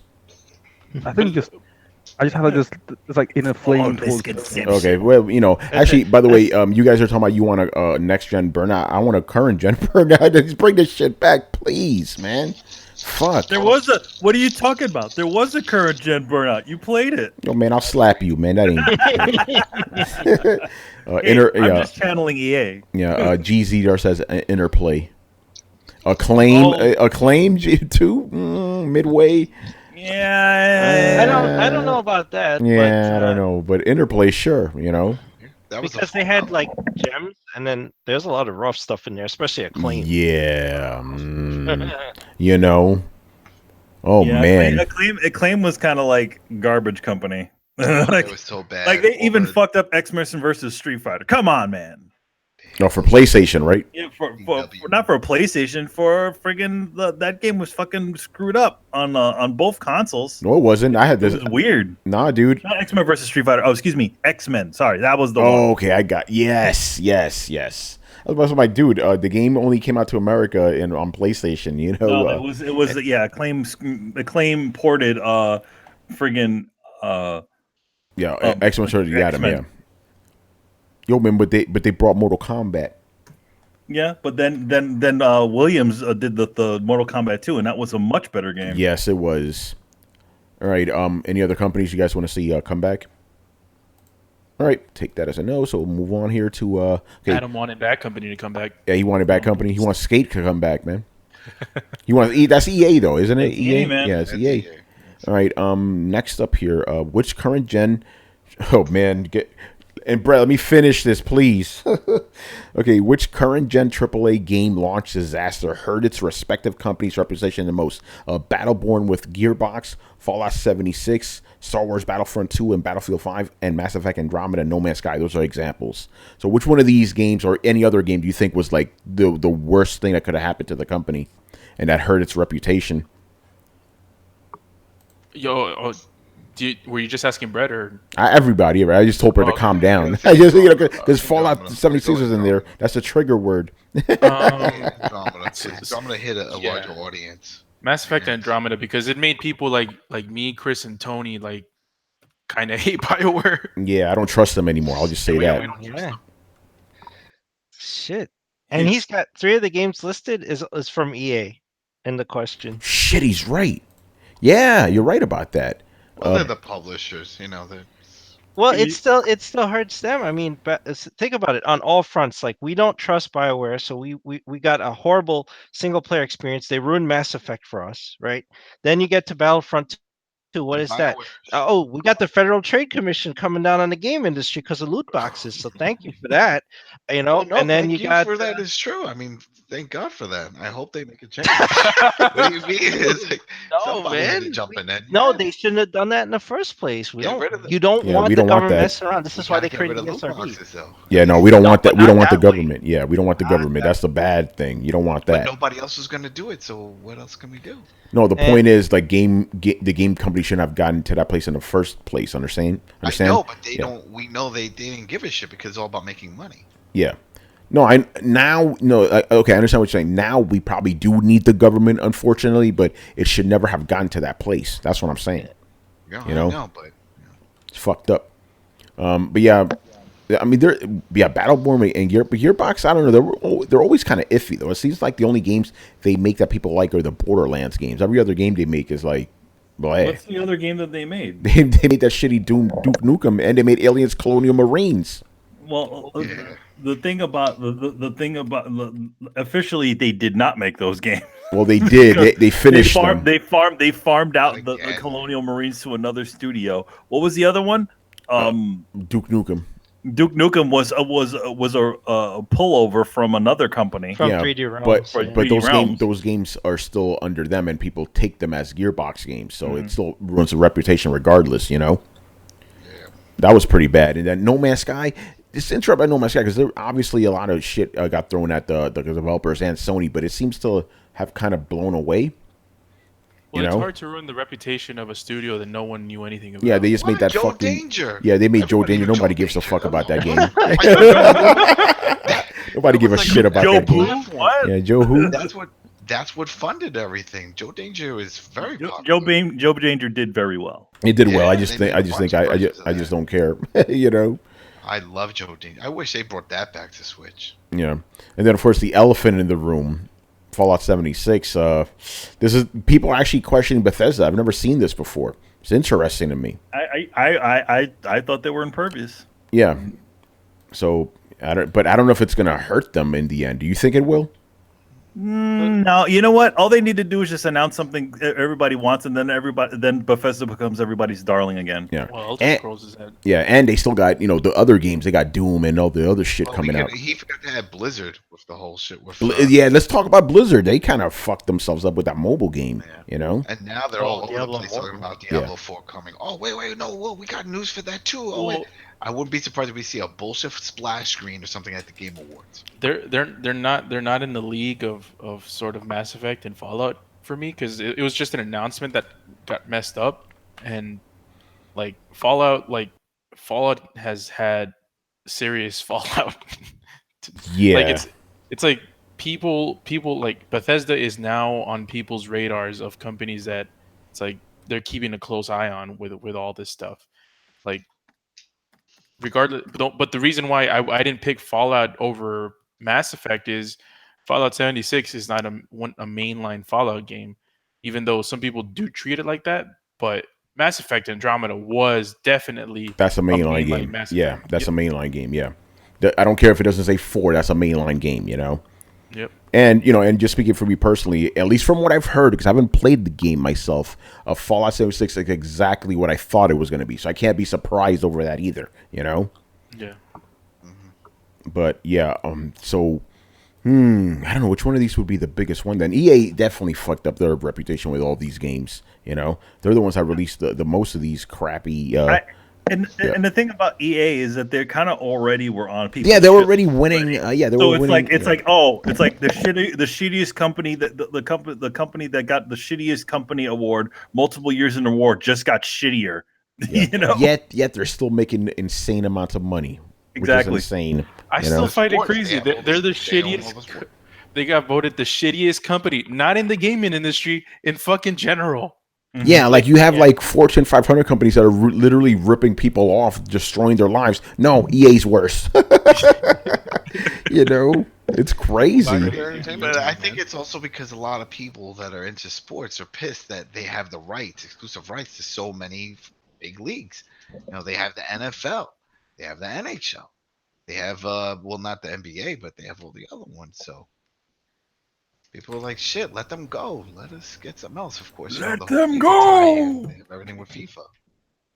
Yeah, a Glorious War. You're right about that. Mass Effect was a 90 meta rated series. Now it's a fart in the wind. Yeah, it lets you know, man. Like if you fuck up, gamers will not stick with you. And I think a lot of these developers and publishers, they believe, yeah, they're gonna stick with us. No, it doesn't work like that, man. It does not work like that. You know, Yeah, Halo will be the same after Bungie leaves. man. Oh, you mean Destiny? Destiny. No, Halo would be the same. Like you know how. So okay, so I let me tie the dots. I mean, you co-opted something there. So you know how Mass Effect gave it to the B team to do a mainline Mass Effect game, and it wasn't the same. Yeah. Well, then Microsoft gave Halo to 343 or 343, and Bungie left, and it wasn't the same. Yeah, well, it wasn't the same, but you realize Microsoft tried to put together the Yankees of developers. They literally bought and grabbed guys out of other studios to put together 343. Like they were aping people left and right to recreate It's like the Bungie, new and they studios that they're did. doing now. The third Halo, what was it? The third Halo game, right? That was the one they took over, right? 343. 4. No, Halo 343. Halo 4, right? That Yeah, game, 343 is Halo 4. Yeah. that game, they friggin' pulled the guy from Kojima Productions who did a bunch of work with them, Ryan Payton. Right. He took a Ryan bunch Payton, of guys. yes, Yeah. exactly. They were aping him. They got a few people from Activision. They were trying to put together like this all-star team that paid all this money, and like Frank O'Connor too. right. And then Bungie just had natural talent, right? They Yep. It'll have been the But same. remember, Probably they never also be the did, same. Yeah. Then they did a little TV miniseries thing that they tried to really hype it up with Locke. Oh yeah. Oh, Spartan Yeah, Rock, yeah. Glorious word. Halo 4 and 5 are sales success. Yeah, they're successful, but Halo. Don't forget, Halo was a fucking event in gaming. Like Mhm. people would lose their freaking minds over Halo. There was events everywhere. Like I used to be obsessed with fucking Halo, and after Oh, go ahead. and after that, it's like it's just not the same. It's like there's not that much anticipation. There's not that like many people like I think hyped about it. don't you feel like that 343 they do passable Halo games, Yeah, but they don't do anything that really revolutionize the industry. It's not like the previous two. that's exactly what it is. Yep, they're not. They're just continuing, Halo. They're not Yeah, really- people don't give Bungie enough credit for how much they innovated with the Halo franchise for consoles. It's like they had their own freaking voice chat lobbies, like for people to voice chat in groups. Like before there was actually like a voice chat thing in Xbox Live, like Huh? private chats. Xbox Live is what it is really with the features because of a lot of innovations Bungie made. As a matter of fact, like weren't they the first to do matchmaking? Didn't Halo start that in the shooters, the console shooters? I don't know, but their matchmaking was really good. They had all the different playlists. They had shit that like they were just ahead of the curve. They had Forge, the Forge. Yeah, they had Halo Forge mode. Forge, yeah. They had the big battles, the 50 people battles. Remember that? On 50. Yeah. There was like 50 people that you could jump in there. I remember it was massive. Those big brawls, those big wars. And you 'Cause- could do custom maps with them. I don't know. He's looking that shit up. All right, I want to move on, man. Weinstein's windowless van. Get ready for this one. Do you feel Fallout 76 could be used as an example for other companies to quality control their online-only games, or will we still keep getting the equivalent of burnt London broil steak games? Oh shit! I'm gonna say this in Fallout and in one portion of the Fallout, right? They really should. Online online stuff is incredibly difficult to vet and kind of control. We've seen this sort of problem even now with the Red Dead Online beta. I do think at the same time that this thing, just like they put the moniker of beta or something on top of it to kind of give people that sort of thing, rather than sort of sell people a $60 game and essentially having them expect that this is going to be a completed experience. It's not something that they're going to constantly keep switching and adjusting. Yeah. All right, Brett, get in here, man. Sorry, I was eating cereal. Yeah. My first instinct is to be a smartass and be like, I don't know, let's ask Rockstar about smooth online launches. But Manny beat me to that punch. I mean, they're always going to be rocky. They always have been rocky. They will be rocky forever. That is the nature of online game launches. I don't think I've ever seen one. I mean, don't get me wrong. There are varying degrees of dumpster fire, but I really haven't seen a big online game. I'm not talking about Call of Duty launch that doesn't have some kind of issues. So no, they're going to keep launching in this kind of state for the most part. And maybe they need to do what Rockstar did, just slap the word beta on it so that people know the difference. Although personally, I don't. I come from my personal opinion is if it's a beta, I should be paying less for it. That's I mean, the nature of a beta. Maybe Steam just trained me But that there's way. more to that game. We went over that. There's more to it. If it was only that, yes, that would apply to. You're right. That would suck. But it's not. It's got that full campaign, which is badass.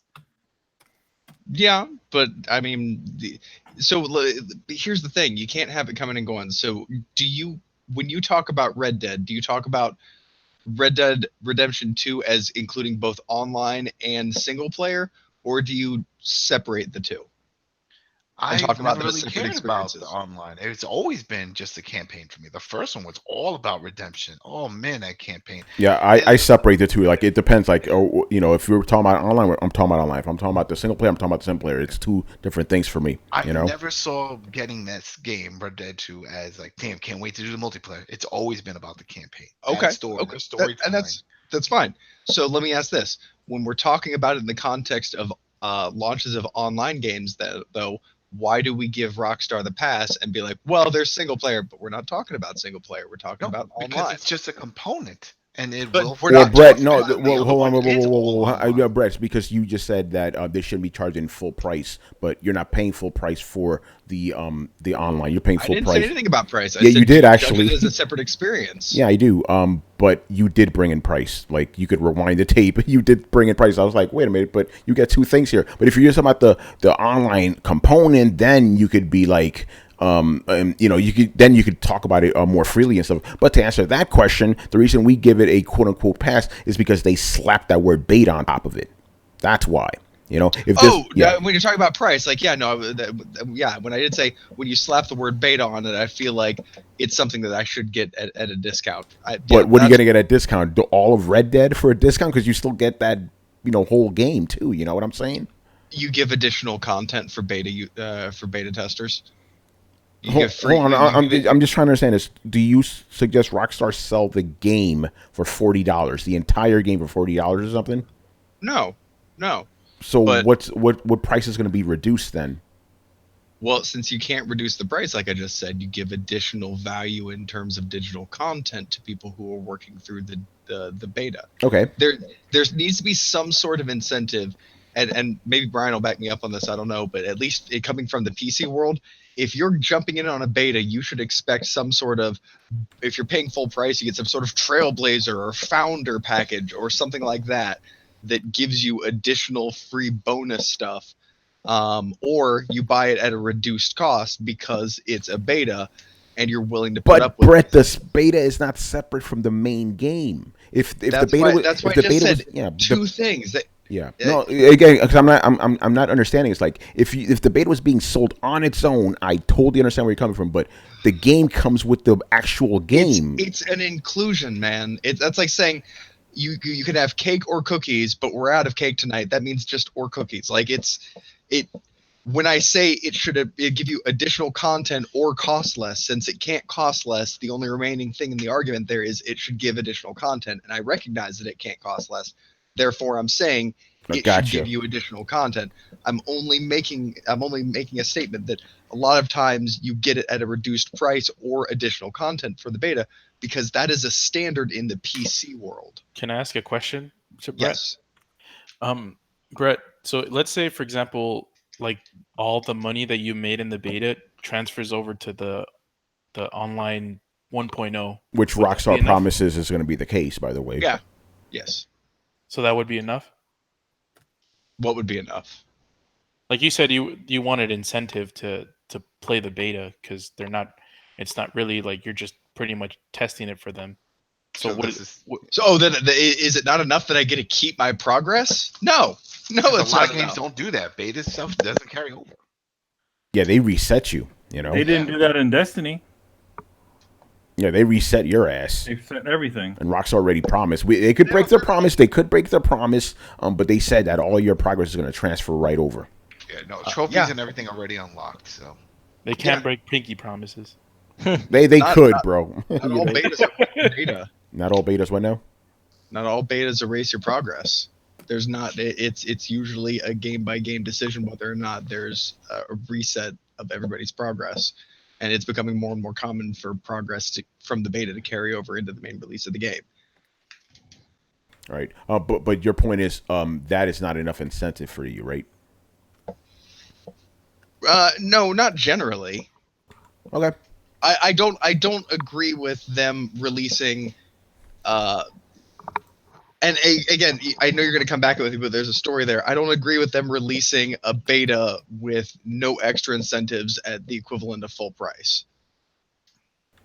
how about we not use Rockstar because it doesn't? It's I do use, think No Man's Sky. No Man's Sky makes more sense because that was all online. And There that was a nothing full else. game. Yeah, that was a full Yeah, game that was a price. full Yeah. price, Yeah, full and- price. I think that's a better example. You know. I mean, that was a complete disaster. So was Sea of Thieves, which would be another closer allegory to this. And for Sea of Thieves, that game was not full price game. Yeah, It was. It was a $30 game, wasn't it? No, it was 60. 60. Okay, so there you go. Yeah. Yeah, I think those are better analogies because Red Dead comes with an actual game with it. You know. Yeah. But anyway, I don't. Do we feel the Fallout 76 is going to serve as an example? I don't think so because we already seen other games do it. You know. Yeah, I did. Again, I think it's so difficult to sort of like, again, get everything to work right when it comes to online. Again, Red Dead Redemption is a good example where it's like you walked in there, you literally everybody's fucking falling through the floors. People, the prices all the prices of the things are all over the place. All these crazy glitches and shit. Your Ghost game coffee fucking drinkers. your fucking game crashing for no apparent reason. Yeah, that was actually honestly, I'm agreeing with Manny here. That was the only reason I even brought Rockstar into it is because we all kind of know them as like, okay, so Bethesda has a reputation of being really shoddy programmers and like having really loose and sloppy code. I get that. Rockstar is known for being a pretty good, tight developer as far as I understand. No, they have never been a tight developer. I mean, the online and Grand Theft Auto games are glitchy messes. Well, I don't give either. I don't give name an open world online game that isn't a glitchy mess though. No More Heroes. Breath of the Wild. That's not an online game. Oh, okay. Like that's the only conclusion that I can come to is that it must be a particularly difficult formula to deal with because I haven't seen a lot of people do it really well. And the reason I bring up Rockstar personally is they've got money and experience and some of the best talent in the industry. If they can't launch one of the most anticipated online games in the last decade without this many hiccups, then I don't know what chances a less funded company with less specialized developers like I don't see what chance anybody else has. I think, and again, because it's always been this way. Even like every time Blizzard launches or drops a new WoW update, the whole world fucking buckles and crashes. So Brett, I'm gonna kind of like go against your argument, but throw you an olive branch. It's cool, man. We still homies. Cool. So, like, yeah, and to hark back, it is a beta, and they before the game came out, they did announce it as a beta. The biggest issue I have with this whole thing with Rockstar and Red Dead Redemption 2 is they released an incomplete game from the get-go. It's like they released Red Dead with a single player campaign, which is fine, and they released the online first as a beta and the actual 1.0 coming out to be determined. And that's the biggest issue. I think that's the best hill to fight on for right now, because like if you're gonna say, yeah, like this beta has all these issues, it's like at the end of the day, it's still a beta.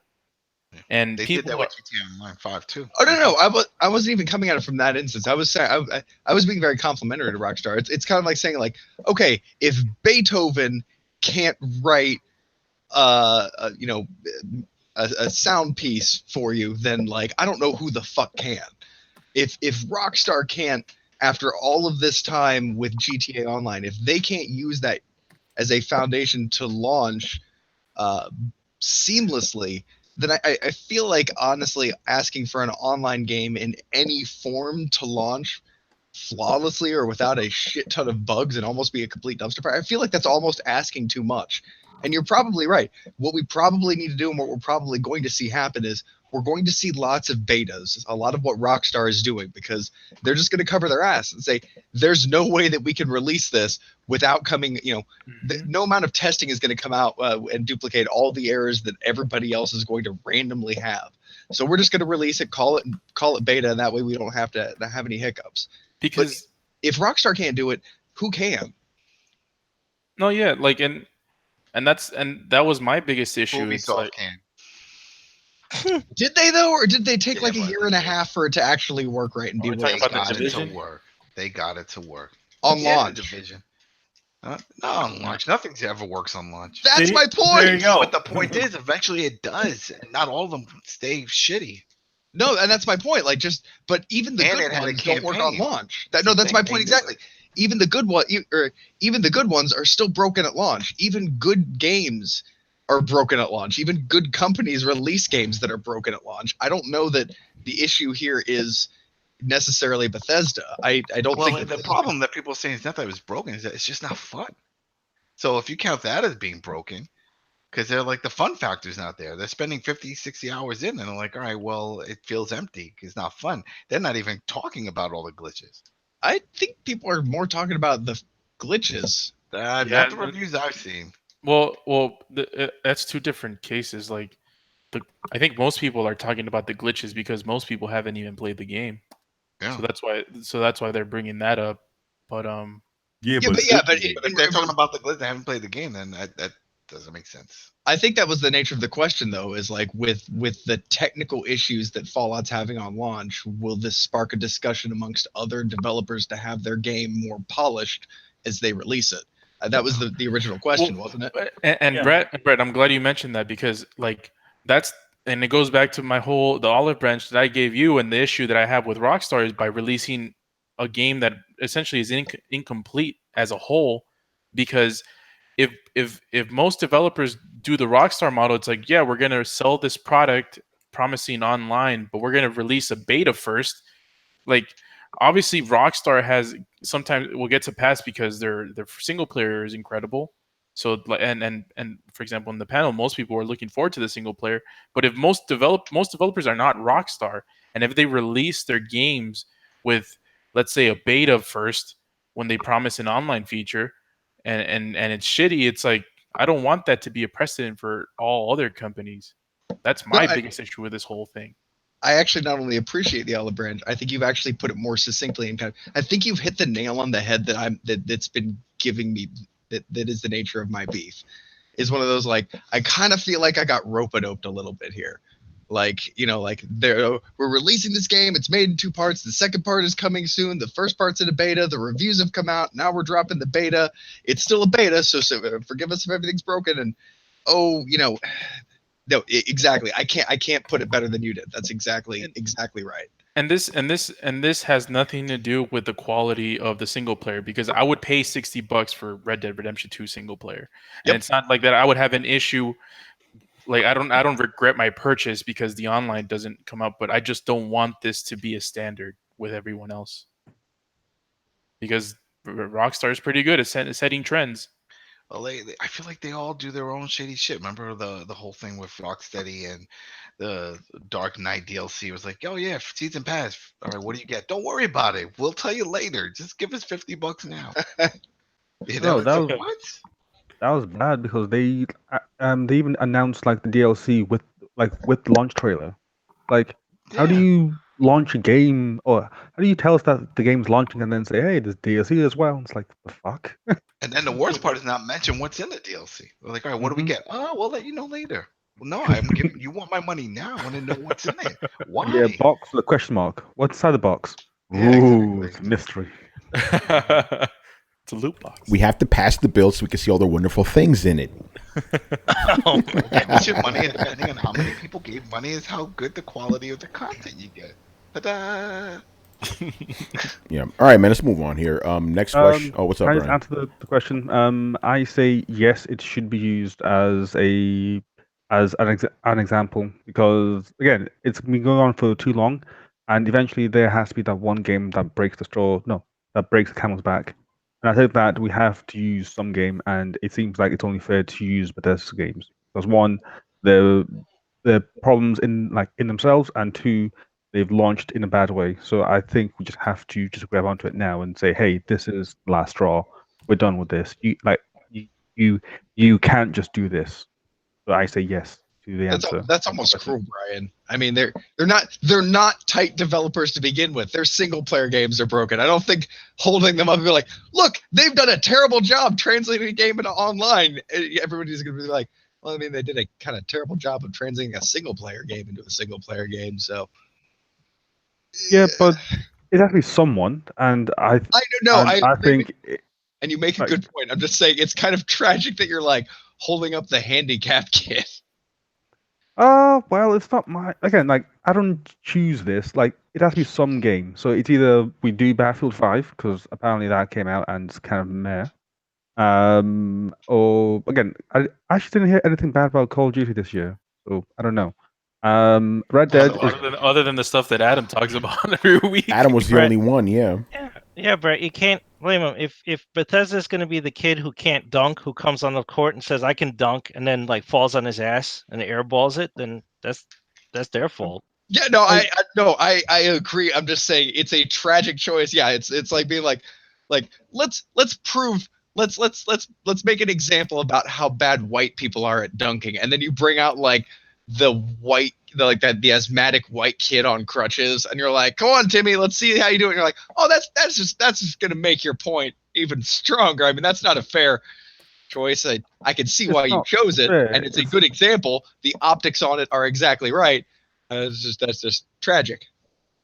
So no, Bray, you bring up a good point. We need a lamb to slaughter, and unfortunately, it has to be this one. Again, Red Dead has the stupid title beta, so hence we can't slaughter it just yet. It's annoying because believe me, like I want to jump in there like as well and call this out because it seems like you guys are having the exact same problems that GTA 5 Online did, and Oh yeah, that is shocking to hear. not Like, not just that, Brian. It's all the shitty problems that GTA Online started with the current broken economy Yes. of GTA Yes. Online. That we'll get into another time, but that economy is fucked up. And it's Well, actually guess what, Tony? making me. There's a question. What happened? Well, we'll see about. By the way, Brian, you asked 3 questions, bro. You're gonna have to delete one of those. No. I want all 3 questions. No, you're not. That's not fair to the fans, bro. That's not the way this thing works. So pick one. Pick one. to He's delete. like diplomatic. Diplomatic community. We don't pay the man. Yeah. No, sorry, Brian. That's not the way it works. Because if I answer 3 questions, then the fans are gonna ask for 3 questions, bro. No, the fans are on the panel. We don't even pay the man. Give him this. No, I'm not. I'm not gonna do it. I gotta be wait fair. for 3 I have a hard rule on this shit. Wow. I tried for you, Brian. And So- Brian, so- but Brian, for the record, all 3 of your questions are fucking awesome. Just for the Exactly. record, Come on. they're all amazing. But So for the no. fans who like get denied by asking 3 questions, is like Tony will even do this to Yeah, someone. I'm being fair, That's man. why I don't ask any questions. What day Yeah. is it? Yeah, remember when I talked about consistency? I'm the most consistent motherfucker you meet in your life. Dude, this is actually a firm rule across Tony's life. He'll only answer 2 questions per day from you. So if you ask him what time it is and where he wants to go for lunch, he won't tell you what he's having. No, this is for too much. Yeah, too much. No, this is for throwing any questions. In real life, you ask me all the questions you want, bro. You know. Okay, Tony, I fixed it. Check the updates. And Oh, also, shit. Carlos, thank you. Yeah. Damn, I really like that last question though, Brian. We'll get to it though. Yo, man, put that shit in next week's thing. Yeah, right. It'll still be relevant, right? Well, we'll see what I don't happens. Yeah, because I think they're all timed questions. Oh, come on. Fallout 76 is Oh, be broken next week. Brian, Glorious War, who hasn't asked any questions tonight, is offering to take your third question. Oh, technicalities. Oh, snap. Okay, so I will. So Brian, throw it back in there, but I'm going to give the credit to Glorious War. I will. That is permitted. Okay. There you go. We found a loophole. Actually, no. Yeah, look at that. He did he ask one? Yeah, he asked one question, so he still has one more. Brian, throw it back in there. I'm going to give that to Glorious War. All right, there you go, man. Awesome. See, loopholes, baby. There's rules, but you can bend them. All right, where the fuck are we right now? Okay, if Mortal Kombat 11 is announced, what horror characters would you like to see them put into the game? Pumpkinhead. There you go. Pumpkinhead. Killer clowns. Yeah, I was gonna say they already had Chucky, didn't they? No, man, you gotta Mortal put Kombat? you gotta put the ultimate horror character in there. Fucking Bruce Campbell as Ash from Evil Dead. You could do that Oh, too. Yeah, there you go. Yeah, Nice. yeah. Yeah, chopping off arms. Hey, groovy. I Pull out the agree with shotgun. this 1,000%. Yeah, that's man. You could have that Freddy versus Jason versus Ash thing that they were talking about for a good while. Damn. I think that was a mic drop answer. I don't think you were Yeah. in there. I can't beat that. Yeah, I don't really have an answer because I don't. Like let's just start sending texts to Bruce Campbell and Ed Boon about that one. Yeah, here you go. How about Glorious War says Candyman or Pennywise? That's what he says. Ooh. And Hellraiser all day says that. Well, which version of Hellraiser? No, that's a good question. The one in space. Yeah, because there's the new they made a new Hellraiser movie where they switched the actor. Mighty Nerd says the Creeper. How about, has Slender Man become pretty big? I think that fizzled out. That was like It kind of fizzled out, and also people Especially get with the really little girl chopping up her other friend, stabbing her friend. yeah, people get really offended at that because there's an actual murderer with it. yeah. She survived. The girl survived. Well, yeah. What about the masked dude from Scream? Oh, Yeah. Scream Face. Yeah, or Scream whatever. Face. He'd be boring, though. He would be boring, but I need to answer this Just question. talk on the phone. You're like, hey, you like scary movies? You like scary movies? That'd be his special movie. Like calls down on the phone, your character stops, answers the phone, and then gets like dizzied by being scared for a second. Yes. There you go. See, Bray, you're making them better already. The Ring Girl? Yeah, I was gonna say that Ringu girl. Both versions, the Japanese one and the American one. The Ringu. Exorcist. Yeah, there you go. You have Linda Blair with her head Linda spinning Blair, around. yeah. Yeah, and then you have James Earl Jones show up as Pazuzu. Oh. Just for fun, I want to throw in the Human Centipede. Oh God. Oh no. Oh no. Oh, We're not no. even getting into the special moves on that one. Yeah. Glorious War says Ichi the Killer. I don't know that one. I like that one. Does that count as a horror movie? It wasn't really. Is that a horror movie? No, it was just He was like a slasher horrifying. movie. He was horrible. Yeah, he was. Oh. Yeah, that's like throwing the bride in from Kill Yeah. Bill as a horror. It's not Manny horror. all day says Demi Gorgon Hellraiser. Demigorgon Hellraiser? That's what he says. Or Stranger Things.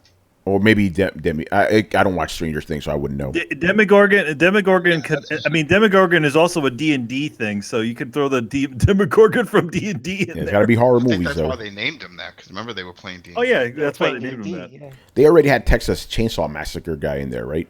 Yeah. Leatherface? Was Yeah, he in Leatherface. it? Yeah, Yeah, I think yeah. so. Okay, they had him, yeah. And they had Jason and Freddy already, And Mike they Myers. threw Did they have Mike Myers? the Xenomorph. Yeah, Xenomorph. No, they had didn't that. throw Mike Myers. Okay, so there you go, Mike Myers. There you go. He'll just walk very slowly, and you hear the music. No, it'll be Mike Myers. Yeah, he said. They had Predator? Yeah, they had Predator. Yeah, Yeah, they have Yeah, Predator. they had the they Xenomorph. those had him in Right, yeah. Wildlands too. Right, Adam? What? They had Predator in Wildlands too, man. Yeah, Predator's still in Yeah. Wildlands. He says Demi Gordon from Stranger Things. Yeah, Demigorgon. Figure out how to get Jaws in there. Hey, I like Jaws. Glorious War says the thing. Like, you know, Which version? which of the one? thing? Yeah. The like the No, dog, dog, the dog man. About John Carpenter. Yeah. movies. Yeah. What if it's the thing that like, like which version of it would it be like? Would it just be the thing and it just like his head, like he shoots his head off and it walks at you? Yeah, right. Oh. All right, what else, guys? I think we got it covered. Unless anybody else wants to throw another one. We'll take that as a no, so we'll move on to Brian's questions. All right, so his first one is, should Sony be embarrassed regarding how terrible the PlayStation Classic is? It's terrible at the one thing it does. All right, you guys are going to get a review from your boy, because I actually have the PlayStation Classic. Thank you to PC Mac who sent me their review unit so I could review it too.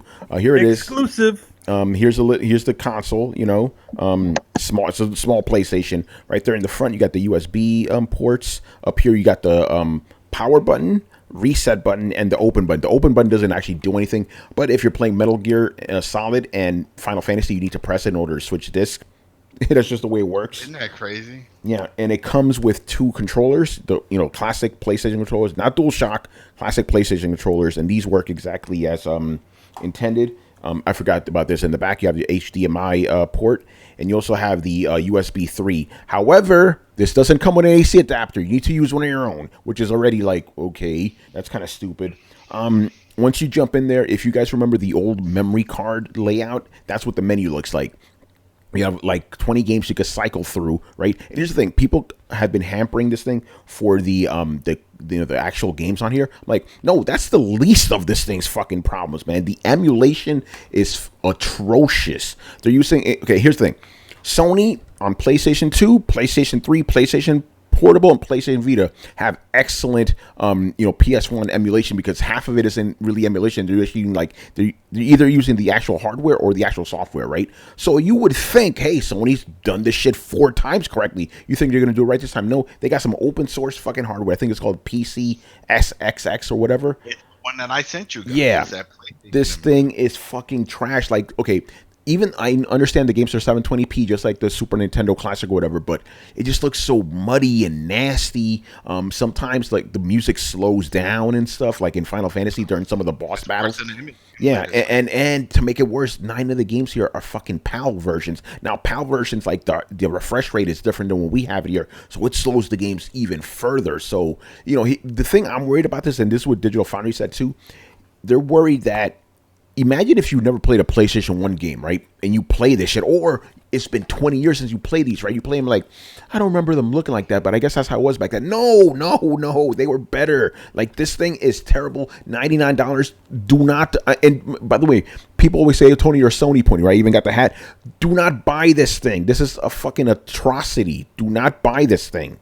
So Brian, I hope you like my answer. This thing is terrible. Stay away from this. As a matter of fact, I'm gonna keep it real with you. I pre-ordered this shit, right? I'm glad I got the review unit because I got my shit from Target in the box. I'm sending that shit right the fuck back. I don't want that thing in my house. It's terrible. If I want to play PlayStation 1 games, I already got other sources to do so. I got my PS3, I got my Vita, I got my PSP. I'm good. This thing sucks. Don't buy this. I'm just being honest. So, what do the rest of you guys, from what you've seen? But tell me how you really feel, man. Yeah, right. Hey, I'm just being honest. That's how we really feel, son. And all that shit I said that right in my review without all the cursing. I knew it was gonna be bad. Dude, I knew it was. Oh God. So Yo, it looked like a cash grab. It is a cash grab. It's a complete cash grab. Cash grab. Crash grab. Yeah, it's fucking bullshit. But it sucks because it looks cool. I like this little thing, but oh man, it's bad. You know what? You're gonna see that now. All those the third party companies are just gonna take a mold of that shit and start selling that thing to stick your retro pie inside of. I don't understand. Sony has the actual software and hardware. They could have made an actual really good emulator, but they've done it 4 times already. I don't get it, But Adam, like you said, cash grab. And this shit didn't take anywhere near $99 to manufacture. This shit probably cost them less than $20. I mean, did Digital Foundry open the damn thing? Yeah, they did. They did a full review. Our boy, the retro guy, John. Yeah, and then it's like only 2 controllers. I don't know if it comes with an HDMI. Maybe it does, maybe it doesn't. But yeah, it's fucking bullshit. By the way, if you see the packaging for it, the AC adapter cable is included in the package. No, it's not. That shit don't come with it. You know, everybody's complaining about that. It's crazy. So how do you get it power? oh, you like because I used to use my phone charger to power it. That's what I use. It uses a USB. Mini. So USB. you could plug the USB if you have a USB. Yeah, port one on of your these. TV, Yeah. USB 3.0, then you can just plug it into your TV. Yeah, it's sad, man. It's fucking sad. I don't know if you guys have seen any videos, but yeah. No, people have been not happy with this thing. No, that's what Yeah. I've seen. I'm not buying it. Yeah, don't buy, guys. Please do not. Let me read some of these comments here. Glorious War says, yes, it's a cash grab. I'm going to get one when on sale. I wouldn't even bother with that either, dude, to be honest. It's a shame because you can't play some of the games on PS1 classics on PSV or PS3. Yeah, some of the games on here apparently are not available, which is kind of crazy. You figure they'd all be available by now, you know? No. It's crazy. All right, let's move on here to the next question from Mr. Brian. Given the recent statements of the Sony Computer Entertainment of Japan regarding censorship boiling down to won't you think of the children? What are your thoughts on this? All right, so basically we talked about this a couple of weeks ago, how basically a lot of those like erotic anime games or whatever are getting censored in America. And now their response boils down to, they say it's like we have to do this, in case children play these games. I'm like, they have M ratings. Why do you have to censor them for children when they're M rated? So yeah, I think, like I said before, I think this whole thing is fucking bullshit. Brian, since you asked this question, what do you think about all this? It's bullshit. Like, it's nothing but bullshit. Anytime that someone says that, oh, will you please think of the children? That's just their lame excuse of wanting something not to exist. They also quoted some stuff of saying that, oh, this is like the global standards and of so and so. And it's like, first of all, it doesn't even matter because one, you have the ability yourself to have parental, parental controls like on your game console. So hence, this shouldn't even be a problem.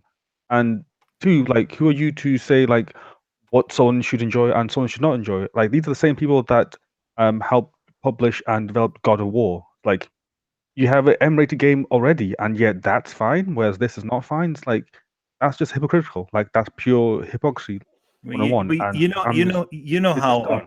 how the Western world is when it comes to sexualize or sexy content. Yeah. By the way, go ahead, Manny. Yeah. In a lot of ways, it's worse than shooting somebody's head off and blowing them. I mean, come on, think of the shit that you could do in Red Dead Redemption. You can literally blow the fucking head off of a person or a horse or any other animal, right? That's perfectly fine. But hey, a character in a revealing outfit. Oh no, think about the children. Yeah, and by the way, it's pretty funny that you have to think about the children with these erotic games. Yet with God of War, you don't need to. Kratos is fucking ripping everything apart. By the way, glorious word just for you. I'm gonna read the full quote here. Who wrote this? Morita, I guess, is a Sony guy. He goes, regarding the regulation of the depiction of content, it's simply a matter of matching global standards. As for the freedom of expression, we have to think about what might be unpleasant for children and shield them from those things while also thinking and assessing ways to find a balance for that expression. For an M-rated game, the kids shouldn't be playing that shit in the first place. The whole reason you have M-rated games is so adults could play them.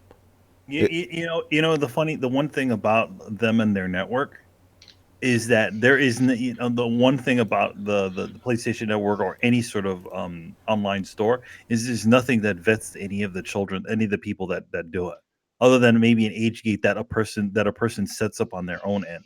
Yeah. Yeah. So no, once you set up an account, though, it asks you for the age. If they fucked it up or they put some fake information, there goes that. But if they put their real information, a lot of stuff is locked out on them. But I mean, how many parents do that? How many? For those of you who watch the show who have kids, do you lock up your kids' PlayStation if they have a PlayStation 4 or an Xbox? Do you lock up all their content, or you just give it to them and say, "Hey, go play some fucking Halo"? I lock mine up, my kids.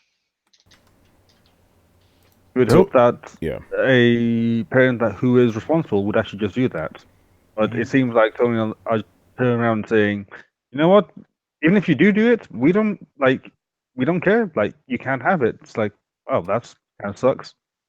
And I actually think this actually goes against them, because then now you get people that are around and saying, okay, I just won't buy the game on PlayStation then. I'll just buy it on Switch and on PC. Or just import the friggin' like they were doing on PlayStation 3. Just import the Hong Kong version, which is still in English and is regionless. Yeah, so it's just it's bullshit. the bullshit shit show. Yeah. Anybody else have any thoughts on this? That's ridiculous. Like, well, if they want to shoot themselves in the foot and lose money, they certainly found a way to do it. Like when, I don't know, like Sony is like pretty much dominating this generation. Like, so I always say it's their game to lose. Like this arbitrary like censorship that they're now adopting, which makes no fucking sense because we have an ESRB and all this stuff. So you can't be like, oh, think of the children. Well, they're not supposed to be buying or playing these games in the first place. That's why we have ratings. So you're gonna ignore that and go, oh, we have to institute this arbitrary censorship and force studios to do this. So now they're gonna pull out of developing for you because they're not going to waste the money blackbarring or whatever their shit and just put it on Nintendo of all places who don't care. Like, this doesn't make any sense, but whatever. That's their journey. Yeah, by the way, I want to quickly give a huge mega shout out to Black Oni, who's now hosting us, and we have 50 additional people watching the show. So thanks thank a lot, you, man. Very nice. Appreciate that, and hope you guys enjoy the rest of the show here, man. Yeah, Black Oni's a good dude, man. One of our buddies from E3 and online in general, you know. My man. So yeah, it's stupid. All right. Okay, so Brian, I'm going to kind of adjust your, or not Brian, Glorious War. I'm going to adjust the question because Brett went on a glorious fucking rant about Red Dead Online on Thursday's show, which he's still free to do so, obviously. But I'm going to change it into what do you guys think of Red Dead Online so far? Because some of our opinions have changed since Thursday, you know? Yo, man, that shit's trash. Yeah. So, and I didn't even play that shit. I was watching your asses play it. It's crazy, man. So yeah, Brett, why don't you lead us off, man? Brett just let it all out on Thursday. Brian, you didn't listen to that show, did you? That was one of the most glorious fucking rants that Brett ever went on, bro. Yeah, I was off that day. Please listen back to it because it was fucking amazing. I didn't agree with anything Brett said, but it was amazing. actually, that's bullshit. I actually did agree with him. I just thought, Brett, just being honest, I thought you were a little over the top, but I like that too because it's entertaining. Anyway, I was also quite in a Spitfire mood. It was a real bad day, so. Oh, that's not good. Well, yeah, I remember. Like, I just lost my aunt that day, so I was real pissy to begin with. But like, so while take what I said with a grain of salt, I still meant it, and I'm still mad about. Honestly, a lot of it. Like, there's gold in this game, and it could be really fun, but a lot of my criticisms still stand. There is no pacifist mode, and I don't even know if I want a full pacifist mode. As just like, I would really like to see them implement the honor system into multiplayer, so you at least have maybe some sort of incentive to not run around and murder players, or at least know who's a complete psychopath and who's not. I just feel like they've taken several steps backward in every regard since Red Dead Online, or since GTA Online. I feel like, aside from the immense amount of bugs that I've been having, and I think I'm just having really bad luck because, even when these guys play with me, all of a sudden all the bugs start happening. People turn invisible, coffee cups start floating around the room, shit like that. By the way, Brett, we have a theory about that because when we were playing last night, you weren't there, so the running joke was like, you didn't bring your bad Fallout juju over. Because we were playing for like 4 hours, like, damn, everything went fine tonight. Well, Brett's not here. The bad juju's gone. Brett, you put all your juju into making your Fallout experience great. So when you play Red Dead, it like dumps in there. Yeah, the universe, exactly. The universe balanced out. Like basically, all the good luck that you've been having in Fallout transfers to bad luck in Red Dead. Because some of the shit you experienced was fucking crazy. Like you couldn't even switch out your code or nothing. You turned Red Dead into Mr. Glass. That's what happened. The universe balanced out. That seems to be pretty much the case because I can stay on for about maybe an hour at a time before the server crashes, or I get booted, or the game freezes, or get stuck in a loading screen, or half the time in this. Remember when we were talking to the sheriff who was we think the sheriff was supposed to be walking around, but instead it was just like a ghost we were talking to, and all of a sudden like a coffee. Oh, that was amazing. Yeah, started, the like coffee floating cup, around yeah. like. Yeah, that was ridiculous, man. That was So, ridiculous. There are a lot of bugs. My biggest complaint has to be, and I know this sounds ironic, and I know somebody's going to bring out Fallout, whatever. The world feels large and uninteresting and empty. There are very few lootable spots, very few interesting things. The number of NPCs is drastically reduced. There's just not much reason to go out into the wilderness anymore. And even then, since Thursday, I found out worse things like you can't tame a horse, you can't sell a horse, you can't bond with a horse that you don't buy. So you can't rob things. There's really everything that you could do in the main game that was kind of fun. They've either removed or monetized, which I'm finding incredibly frustrating. My biggest complaint with the game has to be just the incredibly intrusive microtransactions, or I'm going along with everybody on this, microtransactions. Microtransactions, I like that. Man, they're fucking intrusive, like at every turn. Even down to PlayStation was giving away like a free Arabian horse. I'm like, okay, well, I can't get one till like level 60. And then I'll have to have the gold to buy it, and so okay, I guess it's kind of an olive branch that they're giving us one. Okay, fine, I'll take it. So I bought it, and I'm like, nope, I need 5 gold bars for a fucking health horse insurance. So even after I spent the $100 to get a second stable to have this thing, it's pretty much damn near unusable because I don't have horse insurance on it, and I can't get horse insurance through grinding. It's locked behind a paywall. Like, so it's fundamental core aspects of the game are kind of locked behind this paywall, and it's frustrating. It's frustrating that the best way I've been able to make money so far isn't doing missions, it's hunting. Like, I would even take a reduced payout if I could just rob carriages on my own, find a carriage, rob it, fight off some lawmen, run away. Like, I just rinse and repeat that all day. But instead I'm limited to the 6-story missions, and what are there, like 12 stranger missions? Yeah, something like that. So like, in all honesty, there's hunting, fishing, like the 12 stranger missions, and then 6 story missions. So there are literally less than a total, when you account for everything, of 20 things to do in the game. You could hunt, fish, you could murder other players, you could do the racing, you can do so I guess that would make it just slightly over 20 because I'm not terrible at math. But still, in a world this size and a game that size, that's not much to do. You'll run through your list of activities and have done everything in the game within 6 to 8 hours, maybe. And then you just get to start repeating the same stuff in an endless grind for either locked out, overpriced items or just the ability to maintain the lavish lifestyle of sleeping on the ground and eating whatever you could dig out of the dirt. Yeah, I might add that in those 8 hours, you'll make an astonishing $20.50. Yeah. But Brett, what do you what about the multiplayer? Have you found that the competitive multiplayer? Have you found that gives you a better payout?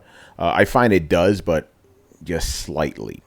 No, the best payout is hunting by such a wide margin because that you're almost forced to do it. And I like hunting. I was really looking forward to hunting in multiplayer. As if you listened to me before, I was like, man, I'm looking forward to just hanging out and hunting. The problem is the way that people grief makes hunting not only a chore, but just not fun. It's a particular breed of monotony mixed with grief, being on the receiving end of griefing while trying to get something very basic and boring done. That it doesn't, and that's weird that I would dislike that because all of those sound like elements of the self-punishing type of games that I enjoy. Yeah, I mean, you said it before. It sounds like you're making a Tony complaint. It's like, yeah, man, these fuckers coming into my game and ruining it. Yeah, this is like a Brett complaint. Yeah, it's because I'm not sure why it is, but the way they balance it, there's no tension building. Like there's no like if I go across here I have to go through enemy territory or I have to worry about this kind of thing. It's just there's just kind of this base tension all the time where, and I think it also has to do with like we've seen it when we were playing together, like players are just kind of blinking in or blinking out or rendering right in front of you as you're riding past them. So I'll just have players just spawn in randomly and shoot you and run off, or they'll ride up all of a sudden. And I've just seen players just running through town, just murdering everybody they can, just to kind of be a dick. And in at least the other games, there's one of those like, okay, well, why am I going to spend my time and resources doing that when I've got my own land and progression to progress? In this game, there's not a whole lot to do other than fuck with other players after you've done your 20 some odd activities. And if you don't feel like grinding or already have the coat you want, then you just go around and shoot people in the face. I don't feel the game is balanced well. And I feel that for a large part of it, it's done that way to incentivize you to buy gold. And I feel like it's honestly intrusive and it kind of really hampers the gameplay. If I had to, I'll leave that part till the end. Yeah. All right. So I'm gonna give my updated thoughts because again, I really enjoyed it. Shout out to Wiz. Yeah, shout out to Wiz, my man. You know, Body beats the Wiz. Okay, because I really enjoy it. Here's the thing: mechanically speaking, it is still a lot of fun. It is, you know, the main game is fun. Playing this is fun too. But there are those things. You know, I'm just gonna get right to it. The economy is fucking trash, and it's one of those things for me. Like, it just became like a heavier thing to, you know what I'm saying? Like, hey, I'm gonna do this. Oh, I gotta pay money. Hey, I'm gonna do this. I gotta pay money. It's like everything. It's like camping costs money. The fucking posse cost me $200. Like horse upkeep, fucking clothes, bullets. Which if you go into competitive, you lose all those bullets. By the way, like you're using your actual bullets. Like every little thing, and then like you can't rob people. You can't rob banks. You can't do none of that stuff. It's like the more I play it, the more I see that the game was tailor-made specifically to suck money out of you. And as crazy as this is going to sound, even if you wanted to buy microtransactions, the gold, you can't because the store is locked off. So I feel even more like closed in. Those things were locked off just for this because they show that you doing all this stuff in the trailers, but it's not in what we see. Well, it's because it's the bait. And here's the thing, you know, and I gotta call Rockstar on this because they said all the gold bars, it's just for cosmetic stuff. Bullshit. Because with gold you could buy better guns. You could buy what's it bait. You bypass level requirements too. Yeah, you do that too. And Brett, the worst thing, if you want to buy a fishing lure for a lake, it costs 1 gold bar. There's no alternative. There's no alternative. Think about that. Yeah, well, if you want to fish in a lake, you have to pay real money. If you want to insure anything other than the default course they give you, you have to pay money.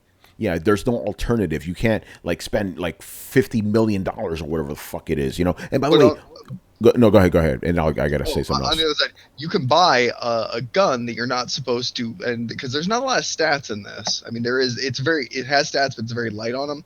So it's mostly equipment based, is where your power level comes from. So you can buy a rank level 70 gun when you're level 10 if you pay for it with real world money. I think you're still locked off by level though. No, you can buy them pre-level. If you have the gold, you are not locked into the level restriction. Nah, son, that's not good, man. That's not good at all. No, that is straight pay to win. Yeah, no, that's not. Again, like I said, I am very upset, very disappointed over the fact that a really fun multiplayer game, and you know I don't fuck with multiplayer games like that. A really fun multiplayer game is going to make me stop it because these egregious, greedy ass microtransactions.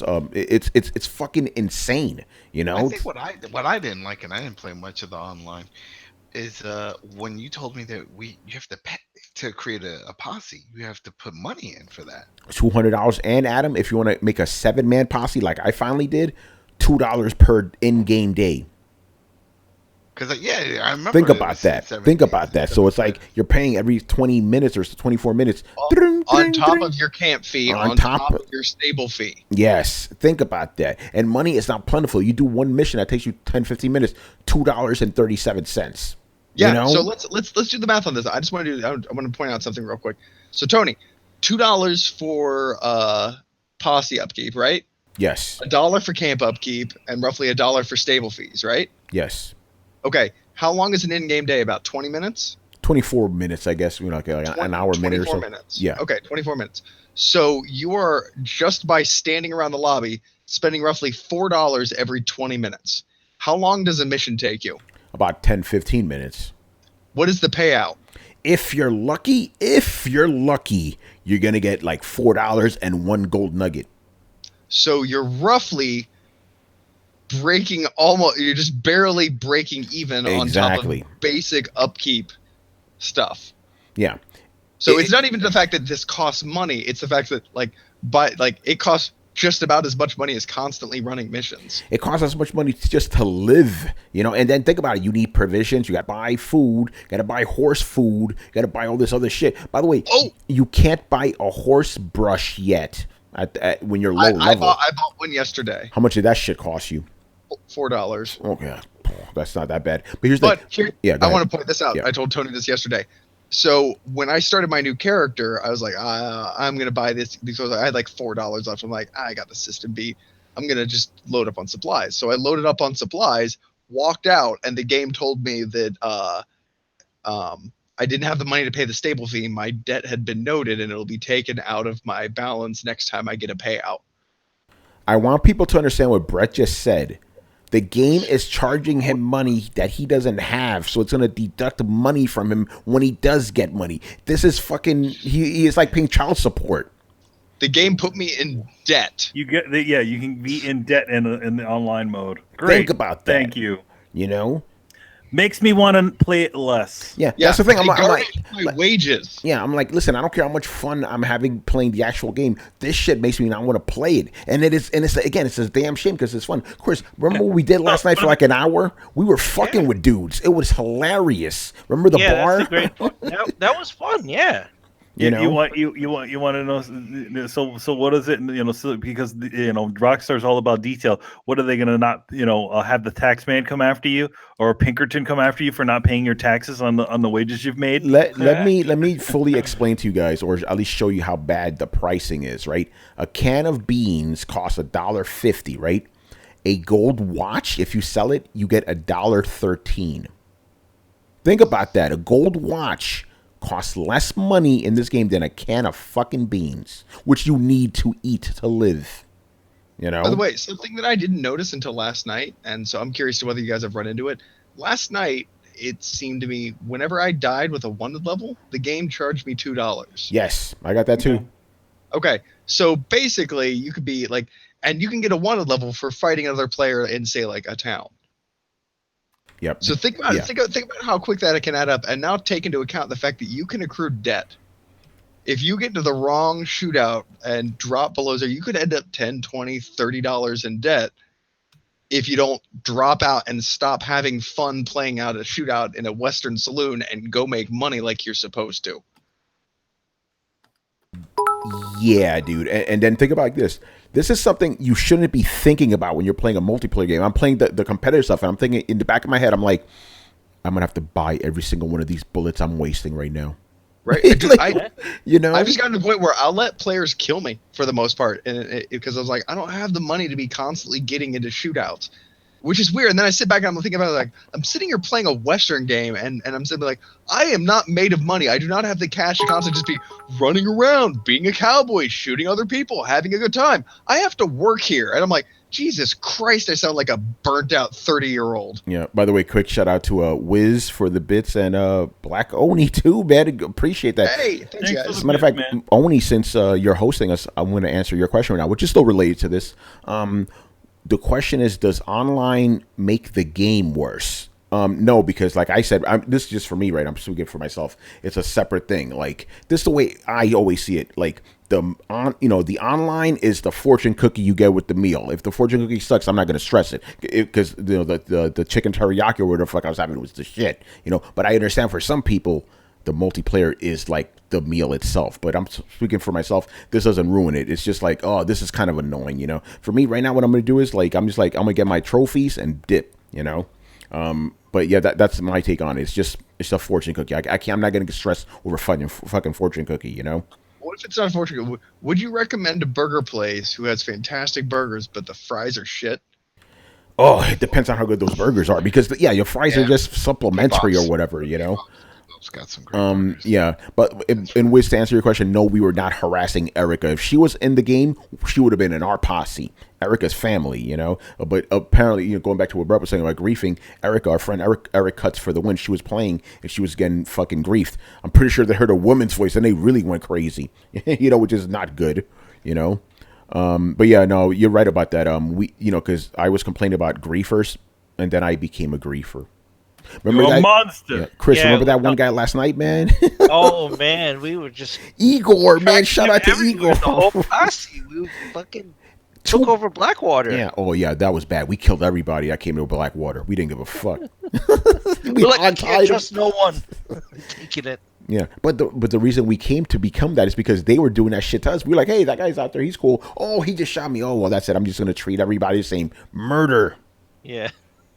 But yeah, the again, if it wasn't for all this bullshit, I would really enjoy this. But it's leaving a sour taste in my mouth.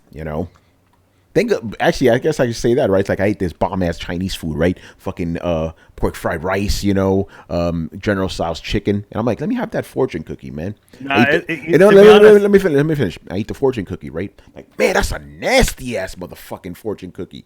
Doesn't ruin the meal, but you don't forget that cookie. So I guess that's something to consider, Well, I mean, I would say that it's a fortune cookie, and it's the egg roll that comes with it. Oh my god. No, but I like the egg roll. That's part of the meal. Yo, man, no, I ain't no part of the meal. You didn't order that shit. Yeah, that is. Oh, yeah, it's like a free one, right? Yeah, you get the free egg roll. It's funny. We had talked about this before, that the GTA Online community, that it's probably a small amount that's actually going to cross over into Red Dead because of just the world and the aesthetics. Yeah. So I don't know. I think if anything, they're just going to lose the people that originally were going to go there unless they fix it. But again, it's a beta. Who knows? I could tell you that this world is fully populated by GTA Online players. Yes. Yeah, that's pretty much it. By the way, shout out to Pecan Fusion for subscribing to us, and who else? Sketch as well. Thank you, man. Appreciate that.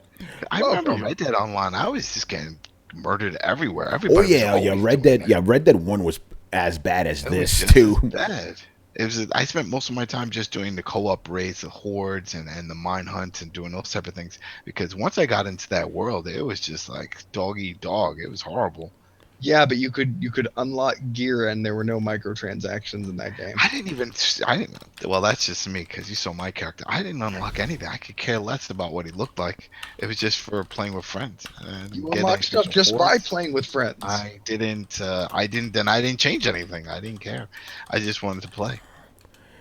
Yeah. By the way, quick correction. Dirty Cowboy's a dirty cowboy. It's PyCon from Dragon Ball, but if you watch the original one, like me and Manny did, Paikuhan. Thank you, man. Welcome aboard. Paikuhan. Just like in Japan, Son Goku. Yeah. What you call me? Yeah. Right, Son Son Keep Goku. that shit to yourself. Yeah. Anyway, so yeah, hopefully, to me, if they fix the economy, it'll be right. But please let me fucking rob motherfuckers. That's the whole point of being an outlaw, man.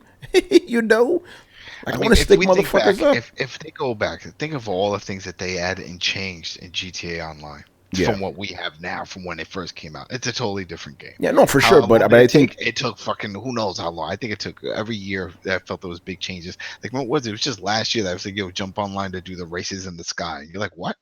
Remember? And we did those crazy races in the sky. All kinds of weird shit. I don't know what they could add here. I think all of it will be underground. I think we'll get a lot of that. Like mines and caves and things like that. So, yo, man, horse with rocket launches, man. Let's go.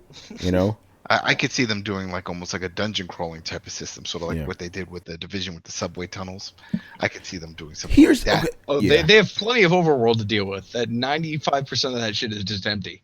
Yeah, by the way, this is interesting. Black Oni says, why didn't they step backwards? Why did they step backwards so much from GTA, though? Here's the I find interesting about that, right?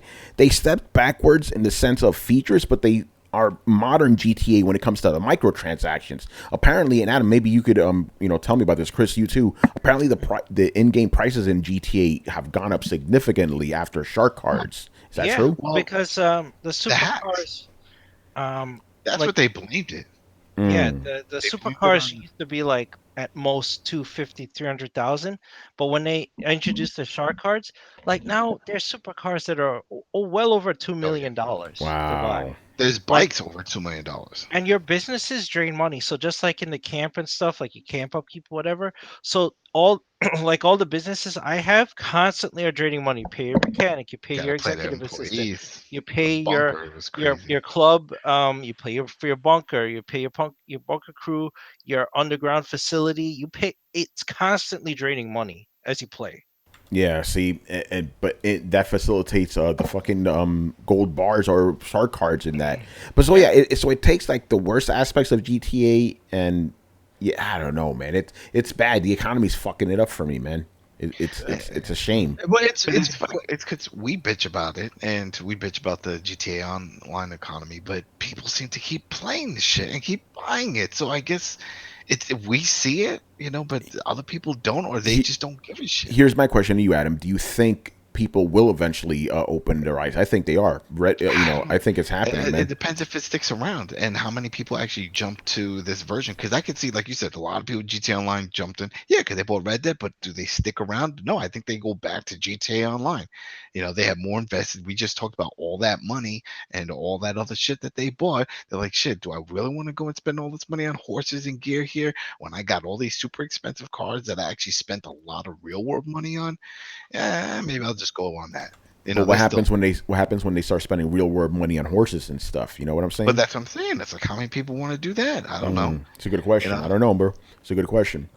But the butter horse. remember, if The you butter go way horse, back to get my what free started Arabian. all this, what started this was they blamed the Xbox 360. That version got hacked and for the save, and the money system got screwed up, and it ruined it ever since then because the profiles could carry over. And then all those other little glitches, remember the card glitch, and doing all those things to boost money, and that people kept doing it, and then it was like pointless. You could buy anything you want. It was like, wow, all right, a few hours in, and now I can buy anything I want. I don't care. I look at all the money I have, and it broke it. And I think that's why they're doing what they're doing. They're making things super expensive, so that way you put in time for every little thing you Yeah, want. but I think they went too extreme, hold bro. on. Adam, are you saying they made things expensive so we could feel a sense of pride and accomplishment when we unlock them? Probably. So you feel like you put your time in and this is what you got out of it. But I think the nickel and diming for posses, come on now. Just to put your friends you're gonna charge? That's stupid. That's stupid. That wasn't in the last one. Last one. Yeah, they're nickel and diming you for everything, and like we proved, you're barely breaking even. Yeah, that's not right. They're not nickel and dime. I'd be fine if they were nickel and diming. Like I said, they're like Ben Franklining me. Yes, that's true. Yeah. I'm like, yeah, pay the big bucks. But we'll see. I mean, if there's one thing that Rockstar's good at, they're good at listening to their community and making quick adjustments. Look at that gold bar glitch that popped up. That was like a day or two, and then they zapped the shit out. Oh man. They're good at fixing those bugs. They're not real great at listening to their community, though. No, GTA Online got a lot of stuff. I mean, the money thing, but that's the thing. We bitch about the money. Yeah, GTA Online is super expensive, but obviously it's working for them because they really haven't changed those numbers, and they're always on the top of the MPDs. So people are paying it. They're not just buying the game; they're buying the game and buying shark cards. And you don't think that's being or pandering to the same market that mobile games do with the whole being exploitative for. I think it panders to them. I think it panders to them hardcore. It's one of those where the people are doing it are happy. They're not bitching. It's not that I'm fucking bitching. We're bitching, yeah, but we don't spend the money on it to begin with. So we're not that audience. I want to see somebody that can show proof like PayPal receipts of all the shark cards that they spend, and then they can bitch. But I think those people are not bitching because they feel they get their money's worth. They enjoy driving around that fancy car with insurance on it. Yeah, but that hurts the rest of us though, because then the developers pander Well, towards that 10%. how do you know that they're just happy because they don't know anything better? You know what I mean? They're just accepting it for what it is, as opposed to questioning it. They know. If they play other games, they know. By the way, It negatively affects the rest of us, though. Yeah, it does. By the way, I want to quickly jump on what you said. That's actually what I felt too. I'm like, I feel like I'm playing Red Dead, the mobile game, with how much money they want to suck out of you, man. It's crazy, bro. And it's sad that we're at this state. Not only for this game, but just games in general. It's like these companies are just trying to like really suck every fiber out of you. It was gonna happen though. We knew. Not to this extent, though, man. Remember? When the Not next to this generation extent. came, we're like, well, when we waited, we were like, all right, next generation, which is this one now, we're like, all right, how much of the game's going to be? Is the price going to go up? And they did it. And instead, they started adding all these super deluxe, legendary editions. Oh, okay, options. But we knew eventually they were going to try to find a way to nickel and dime. They've tried it before with the online pass. Remember, pay $10 to get online. Then with all these DLCs, buy this, buy that. We knew eventually they were going to try to find another way. And this is it. And this is what's working. At least for some people, for some publishers. All I'm saying is the loot box should stop working. So hopefully we could make our voices heard for this one. Because I'm just being honest right now. People are, I think, would be more interested when it's a game they care about. I don't give a fuck about this, but now that it's a game I care about, I'm kind of interested in it. Because here's the thing: people are like, oh, well, Rockstar makes all this money. Of course, yeah, they make a lot of money, but then that other game is still going. So it's not like, oh, they made all this bank in GTA Online and now they can all focus on Red Dead. That's a separate team. So there's a lot. No, I understand, but even GTA did not start this egregious in the beginning, bro. They got to that point. This one's just fucking you in the ass from the beginning. No lube. It's crazy. Well, yeah, they're going straight for the jugular. They're going straight from behind. This is how this works. So is the argument pretty much like we've just accepted this? Nope. I think what it is they're going to turned it up, like we just said. They went from either 1 to 4, and they went straight 1 to 10, and then see how the community reacts. Right? If people really start bitching, then they tone it back down, and I think that's what we'll see. We'll see a tone down, but they just turn that shit full throttle. Yeah, $1 for this, $1 for that. Want to take a shit, $5 to use that. Want to take a bath? Give us $14. You want that chick to come in? You don't even have enough. We have to do a layaway plan. We got to take your horse, then the chick will come and scrub your feet. I was like, shit.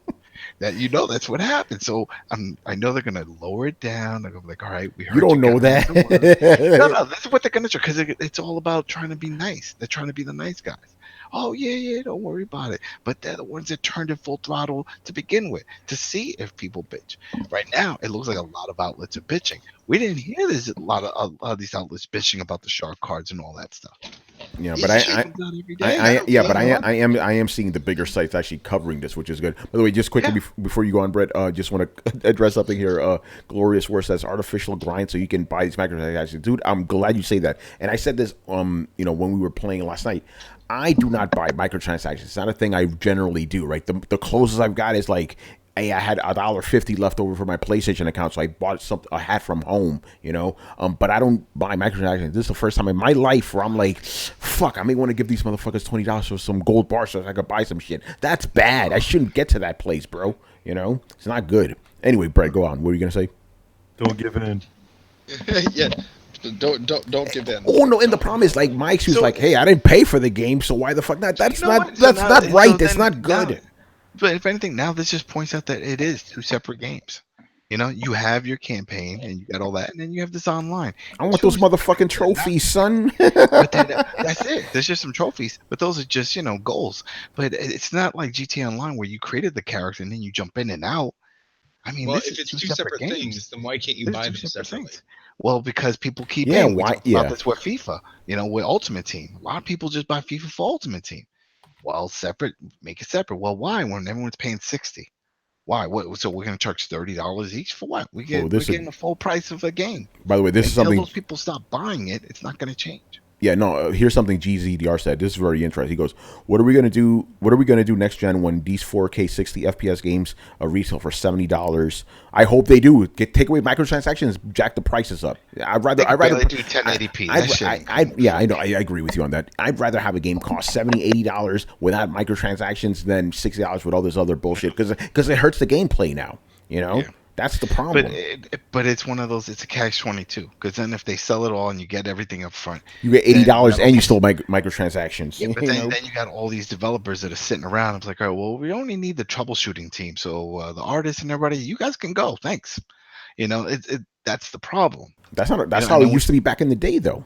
Yeah, but know? these are the larger studios now. We've seen it. It takes a lot of people to make these type of games that we like. Yeah, thank you, So- Sketch. By the way, yes, Super Nintendo games. Some of them were $100. People forget those days. You know. Yeah. So it's tricky. It's there's no real sweet spot. Everything's all fucked right now. So basically, just be smart shoppers out there and don't go with the hype. Buy with what you really want to play, and don't believe in all that shit about. And you know what? It's GTA still. It's still Rockstar. I'm sure it's for Christmas. They're gonna give away all kinds of free gold bars like they do in GTA Online, where they give us millions of dollars during the holidays and shit for signing in every day. I'm sure they'll do the same shit here. I'm gonna add. I hope they do that. Right now, man. I don't know, man. I'm calling it now. They're just gonna slowly and quietly raise the bar on the payouts, or raise the payouts on the missions. That way they don't have to publicly make any announcements, they don't have to apologize for anything, they don't have to give anybody any free bonus things. Like the only unless it reaches critical mass and people get really, really pissed, I think that they're just gonna be like, oh no, you're just making $15 per mission now. Like, oh well, was I do that before? Like, oh well, if you dig into the patch notes, they say that they adjusted mission payout. It's a perfect way to make the whole thing go away without admitting fault. So I'm pretty sure that's what they're going to do. I agree. I could see a company doing that, or like I agree. instead of making an actual public announcement, just going, "Oh yeah, various changes." And one of them was the payout. Yeah, we've made some adjustments to the economy. That's all I'll say. Within like a bunch of other shit, bury it in there, and then you go in there like, I just made $20. Well, I guess I can't bitch anymore.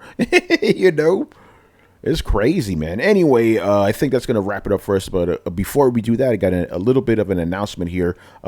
Basically, we're going to do things differently for Thursday, people, because we're actually going to be streaming our reactions to the Game Awards, which starts at 8:30 p.m. Eastern. Right, Carlos? It starts at 8:30 p.m. Eastern. Yeah, exactly. Okay, so at 8:15 Eastern, we're going to start doing the show. So it's going to be earlier, people, but we're going to do the whole reactions. I think our reactions will be more entertaining than the actual show itself. I'm just calling it right now. I mean, people don't tune in for the show. They tune in trailers. to see these premieres. Yeah, the trailers, the premieres. That's what they care. They could care less who wins what award. Now the thing is that we got to figure out what we're going to do to kind of so we don't get like anybody slapping us with anything. Yeah, we'll figure that out later. You got to keep it low, pretty much. Yeah. I mean, we could lower that volume. We could keep it. We could. You know what? What we could do is that we could, keep it all low. We just got to try to keep keep talking so there's no dead air. Mm-hmm. Well, I think if we're talking over it, it muffles up whatever audio and stuff, so it's not a perfect match. It also depends on how strict it is. I don't think Twitch is that strict when it comes to that, especially if you're doing overlay of talking as opposed to YouTube, which just fucking cracks down instantly. Can't we just mute where it's an event?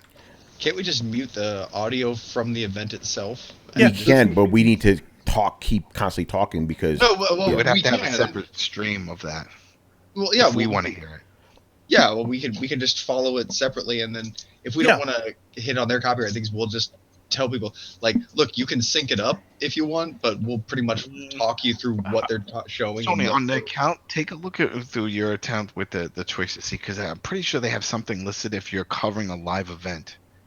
With Twitch, we'll talk about that. I don't want to air this shit on air. Yeah, inside baseball. Inside baseball. We don't want to bore people with that. Yeah. Just quickly, not gaming related, but GZDR wants to know if I could talk about Aquaman. Yes, I actually talked about it on Twitter. Quick review: corny but fun. So go check it out when it comes out, man. So it's essentially a 20-year-old superhero film. Yes, with better special effects. Better than Man of Steel. Does it make Jason Momoa look good? Yeah, Brian. Yes, it is. Yes, it is. Is it better than Batman vs Superman? Wait, we'll go back. Better than Man of Steel? Personally or objectively? Personally, no, I like Man of Steel more. But that's because Tony is. I'm a Superman fan. Yeah, I'm a Superman fan. But then I'm a Superman fan. I hated Batman vs Superman. But that's also because I'm a Superman fan, I guess. Anyway, go see the movie. It's good. Let's wrap it up. Oh, by the way, before we leave, thank you to Black Oni. Thank you to all of his followers who came over here and joined us tonight. Very cool. We would appreciate if you follow us back so you could witness more of our shenanigans here every Thursday and Sunday and in between, Yep, and